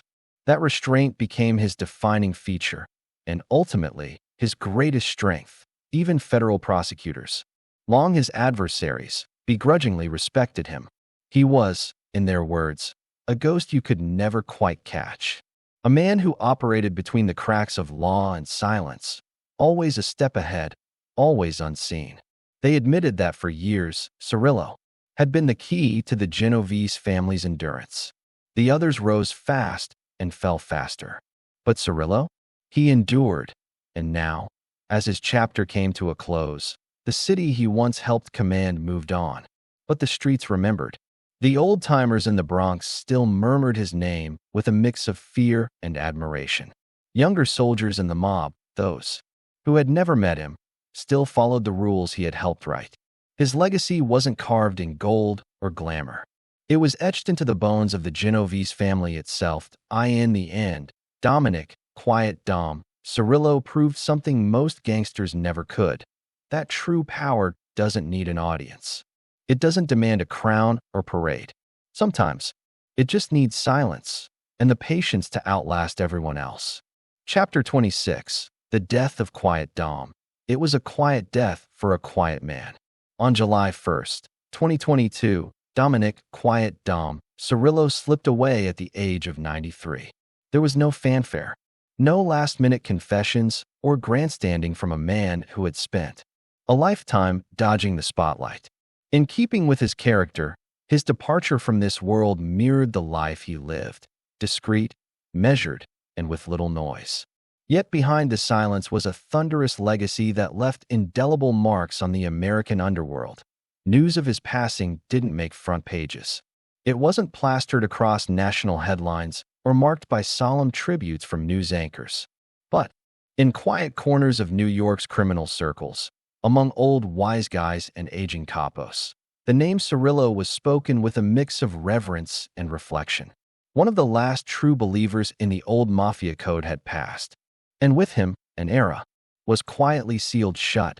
Cirillo had long faded from public view, his influence waning as time and age caught up with him. But even in his final years, the stories persisted. Whispers from federal informants and mob insiders suggested that his words still carried weight within the Genovese crime family. Whether or not he remained active until the end, no one could say for sure. That was the nature of Cirillo's mystique, uncertain, unknowable, and deliberately vague. It was a style that had kept him alive far longer than most of his contemporaries. His death certificate listed the usual complications of age: cardiac failure, respiratory decline, natural causes. There were no prison guards involved, no violent ends, no flashing lights. He died a free man. For a Mafia figure of his stature, that alone was remarkable. He had outlived nearly every boss of his generation: John Gotti, Vincent Gigante, Anthony Salerno, Carmine Persico, all gone. Most had died behind bars. Cirillo, on the other hand, had walked through the fire and emerged on the other side untouched. To the untrained eye, it might appear that Dominick Cirillo had simply faded into irrelevance. But to those who truly understood the world he helped command, his death signified something deeper. It was the end of a particular kind of leadership, a disciplined, shadowy rule rooted in loyalty, fear, and restraint. Cirillo wasn't a media darling. He wasn't a flashy celebrity gangster like Gotti. He didn't crave attention. In fact, he avoided it with an almost spiritual devotion. His silence was his strength, and his invisibility was his weapon. In death, as in life, Cirillo managed to keep the world guessing. There were no tell-all books, no final interviews, no courtroom revelations. He carried his secrets with him to the grave, locked behind lips that had remained tightly sealed for nearly a century. What he knew, the internal workings of the Genovese hierarchy, the quiet agreements, the blood-soaked betrayals, will likely never be known. And that, perhaps, is exactly how he would have wanted it. Yet, even in his absence, his influence continued to ripple through the underworld. The structure he helped preserve, the quiet council, the reliance on low-profile tactics, the rejection of flamboyance, had become the very DNA of the Genovese family. It's why they remain the most elusive and least infiltrated of the five families. Cirillo had helped entrench a culture of secrecy so effective that law enforcement often found itself swinging in the dark.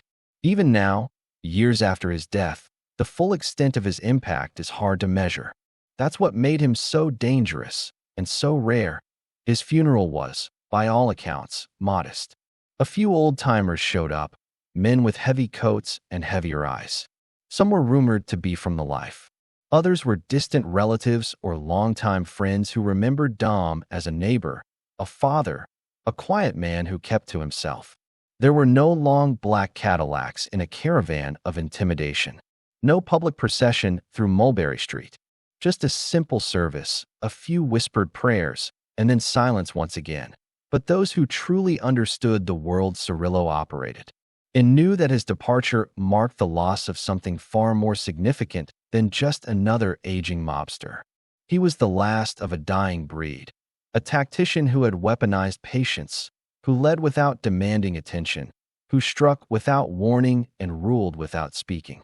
In a world of inflated egos and flashy violence, Cirillo was an anomaly, a ghost in the machine who managed to bend the shadows to his will. There's an old saying in the Mafia, lions don't need to roar. Dominick Cirillo lived by that philosophy. He didn't need headlines to assert his dominance. He didn't need courtroom theatrics or street parades to earn respect. His authority was unspoken but absolute. When Quiet Dom gave an order, it was followed. When he disapproved, men listened. When he disappeared from view, people assumed it was by design. He had crafted a power that thrived in the vacuum of silence, and now that silence is permanent, there are very few true believers left. The old code, omerta, respect, loyalty, it's eroded over time. The newer generation doesn't remember Cirillo. They don't recall how he held together a family on the brink of collapse in the wake of Gigante's mental health facade. They don't know how he conducted billion-dollar operations from behind closed doors, or how he resisted the ego-driven downfall that claimed so many others. But in certain FBI files, in old wiretaps and court records, in the fading memories of federal agents and mobsters alike, his name remains. A quiet threat, a quiet legend. His life is a cautionary tale, not of excess and spectacle, but of discipline and restraint. Cirillo didn't need to be the loudest man in the room. He just needed to be the one everyone watched when things went quiet. That's where his power lived. And now, as that power has returned to the silence from which it came, a certain chapter of organized crime has come to an end. The death of Dominick, Quiet Dom Cirillo, didn't break the Genovese family. That was never the nature of the structure he helped build. It was meant to endure, leaderless if necessary, because it was fortified in silence. The real loss was more abstract, more cultural. With Cirillo's passing went the last real link. To an era where power didn't need a stage, where influence didn't need applause, and where loyalty meant more than self-preservation. So, as his legacy drifts into the shadows, we're left with only fragments. A blurred photo from the 90s, a name scribbled in court testimony, a wiretap from a bar in the Bronx, and the quiet, relentless memory of a man who wielded enormous power with barely a whisper. The silence he maintained was more terrifying than 1,000 shouted threats. That's who he was. That's how he ruled. And that's how he'll be remembered. Dominick Cirillo is gone, but the silence he leaves behind still echoes. Chapter 27. The Genovese family today. Even after the death of Dominick, Quiet Dom Cirillo, his fingerprints remain etched into the very framework of the Genovese crime family. A man who spent decades operating beneath the radar, shaping strategies, and building an empire of quiet intimidation. Cirillo left behind more than a reputation. He left a template, a structure, a way of operating that continues to echo throughout America's underworld. His shadow, though no longer cast in the flesh, still stretches across New York's streets, courtrooms, and backrooms with unsettling presence. The Genovese family didn't die with him. On the contrary, they adjusted, adapted, just as they always had. The family's legacy wasn't built on flamboyance or bloody spectacles. It was built on control, discipline, and secrecy. These were principles that Cirillo enforced with surgical precision. And in the vacuum of loud headlines and flashy arrests, the Genovese continued to do what they had always done: operate silently, effectively, and profitably. That Cirillo's inner circle, trained under his patient guidance, didn't splinter after his decline. Instead, they functioned more like a board of directors than a band of street thugs. Capos like Pasquale Patti, Falsetti, and Lawrence Ricci had observed his leadership style for years. They knew not to overstep, not to draw attention, and, most importantly, not to abandon the code of silence that Cirillo had embodied so thoroughly. If a new generation of leaders rose, they did so quietly, seamlessly stepping into roles Cirillo had prepared them for long before his influence faded. The structure of the Genovese family today mirrors that of a corporate enterprise more than a rogue criminal gang. There's a defined chain of command, layers of insulation between the leadership and the street-level operatives. Compartmentalization. These were Cirillo's lasting contributions, not just strategies for survival, but a blueprint for near invisibility. While the FBI decimated other families with racketeering cases and surveillance operations, the Genovese endured. They moved money through unions, shell companies, offshore accounts, and legitimate businesses, all while maintaining the illusion of withdrawal. Federal authorities have long suspected that the Genovese family operates through a so-called administration panel, a ruling body that shares decision-making to minimize vulnerability. It's not a coincidence. This multi-pronged leadership model was a Cirillo-era innovation, designed to protect the hierarchy from decapitation by law enforcement. With no single Don to bring down, investigations became far murkier and prosecutions less effective. The strategy worked. Even today, the Genovese family maintains a level of operational integrity that other families envy and fear, but make no mistake, the methods remain brutal beneath the sophistication. Loan sharking, extortion, illegal gambling, labor racketeering, these are still the lifeblood of the organization. The only difference is how carefully these rackets are shielded. Witnesses still go silent. Businesses still pay. Informants still vanish. And every move, every dollar, every silence still traces back, however distantly, to the lessons Quiet Dom ingrained over decades. One of the starkest contrasts between Cirillo's legacy and the present state of the Mafia is the glaring absence of celebrity. The days of John Gotti's tailored suits and tabloid court cases are gone. And that is no accident. Cirillo loathed the spotlight. He viewed fame as liability. The Genovese family today reflects that same disdain for public notoriety. Their top men rarely appear in surveillance photos. Their trials don't draw national headlines. Their names don't circulate at cocktail parties or cable news panels. That invisibility is, in many ways, their greatest strength. Still, federal prosecutors haven't given up. In recent years, multiple takedowns of Genovese associates have been publicized. Sweeps targeting gambling rings in Yonkers. Labor union infiltration cases in New Jersey. Subtle signs of ongoing activity. Yet the core remains intact. Prosecutors continue to suspect that the Genovese family operates in a decentralized, yet disciplined fashion. It is, by design, difficult to uproot. And in quiet, confidential conversations between federal agents and former mobsters, Cirillo's name still emerges, not as a man of the past, but as a point of comparison. He ran things tight. One retired NYPD detective said, like a ghost. You'd never see him, never hear him, but you always knew he was behind it.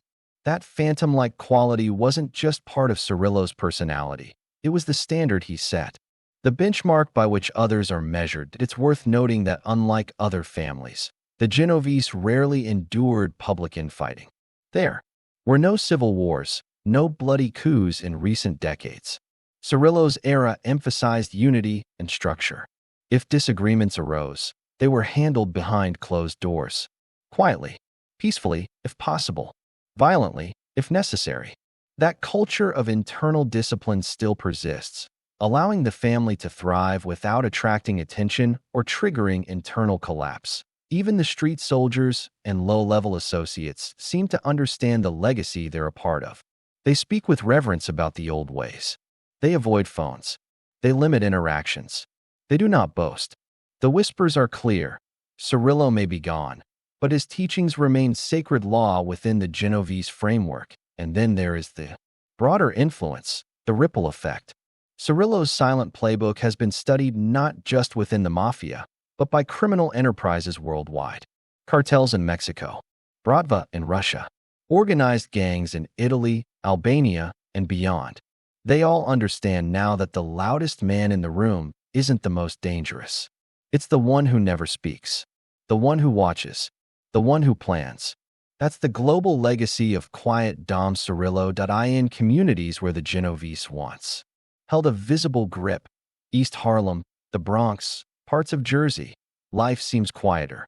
But the quiet is deceptive. The construction contracts still bear traces of influence. The labor unions still show signs of control. Strip clubs, casinos, waste. Management companies, some still pay tribute. And every so often, a name appears in court filings, softly linked to someone who once stood at Cirillo's side. The modern Genovese family doesn't look like the Mafia of Hollywood fiction. There are no pinky rings and smoky back rooms. Instead, they wear suits and hold business meetings in cafes. They drive leased SUVs and file tax returns. But the menace lingers. The reach extends. And it all leads back to the silent architect who taught them how to hide in plain sight. Dominick Cirillo may no longer be in the picture, but his playbook remains the most effective in Mafia history. He didn't rely on violence to lead, though he sanctioned it when necessary. He didn't seek headlines, he erased them.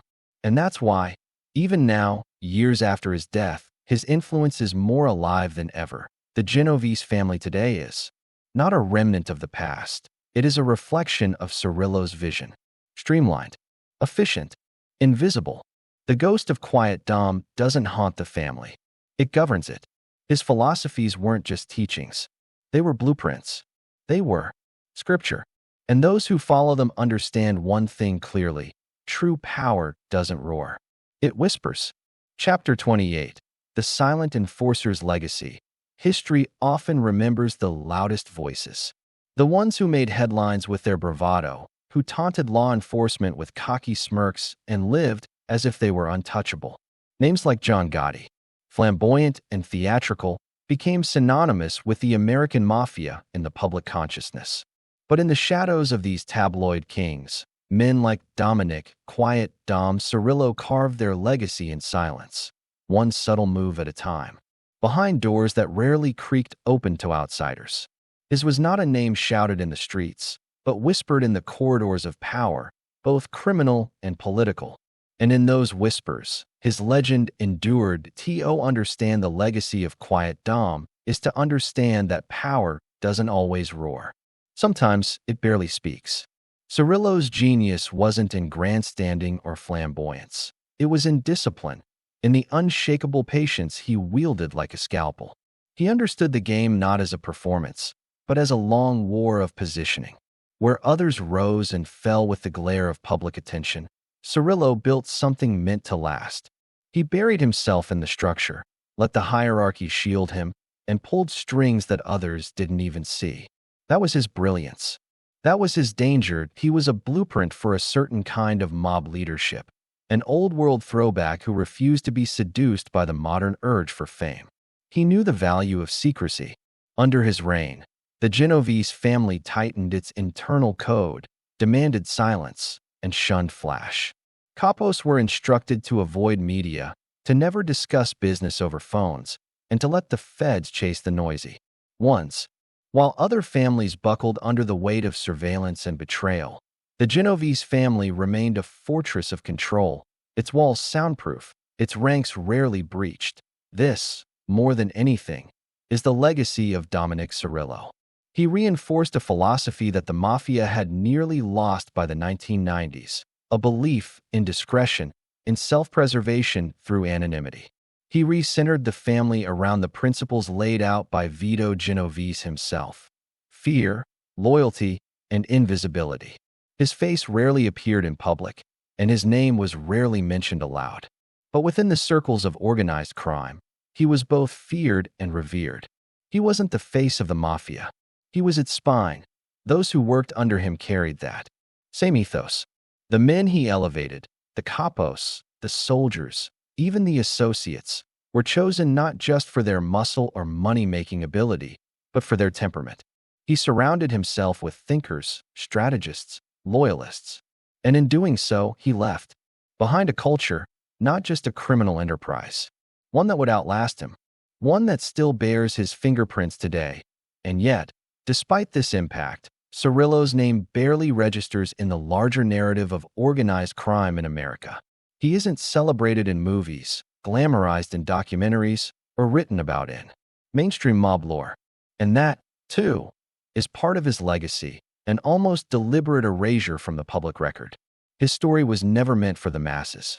It was meant for the few who understood how real power works. Invisible, silent, deadly. His contemporaries, those who lived the life, spoke of him with a kind of reverence. They understood that beneath the calm exterior was a man who had made hard decisions, sanctioned murders, demanded tributes, and ordered crackdowns. He was no saint. He could be as ruthless as any mob boss, maybe more so. But his wrath came like a shadow, unseen until it was too late. He didn't yell. He didn't posture. He didn't threaten. He just moved, and others disappeared. Federal agents knew of him, of course. In their internal reports, they often described him as elusive, disciplined, and maddeningly difficult to catch on tape. Surveillance teams followed him, but found nothing. Wires picked up conversations around him, but rarely from him. Informants feared mentioning him by name, worried that even a whisper might bring retribution. He wasn't just quiet by personality, he was quiet by design. A ghost in a world full of ghosts. When he stepped down in the early 2000s due to health reasons, there was no dramatic fall, no televised perp walk. He simply faded, as if retreating into the fog he had lived in for decades. But even in retirement, his influence lingered. His structure remained. The Genovese family continued to operate with the methods and mentalities he had instilled. The codes he reinforced, paranoia, compartmentalization, loyalty above all, became institutional DNA. Those final years were marked not by defeat, but by completion. Cirillo had done what so few in his position could claim. He had survived. Not just prison, not just betrayal, but the spotlight. He lived and operated through some of the most dangerous decades in mob history. The wiretap era, the RICO era, the era of rats and headlines. And yet, he remained a name known only to those who needed to know. That was his ultimate triumph. In a world where ego killed, humility preserved him. And perhaps that's why his legacy feels so strangely paradoxical. On one hand, he was one of the most powerful mobsters of his generation, a man who could influence millions, order murders, shift alliances, and mold a criminal empire. On the other hand, he is barely a footnote to the average American. His story isn't taught. His name isn't repeated. His image is hard to find. And that, too, was exactly how he wanted it, the silent enforcer. The ghost of the Genovese family. The man who never needed to raise his voice to be heard. Dominick, quiet Dom, Cirillo taught the underworld a final, enduring lesson. That true power doesn't crave attention. It survives it. His silence wasn't weakness. It was armor. His absence from the spotlight wasn't failure. It was strategy. And long after the noise of his generation has faded, his shadow remains. Long, cold, and ever watching. For those who study organized crime, his legacy is a warning and a model. A reminder that the ones who smile for the cameras are rarely the ones in charge. That sometimes the most dangerous man in the room is the one who never says a word. And in that silence, he ruled.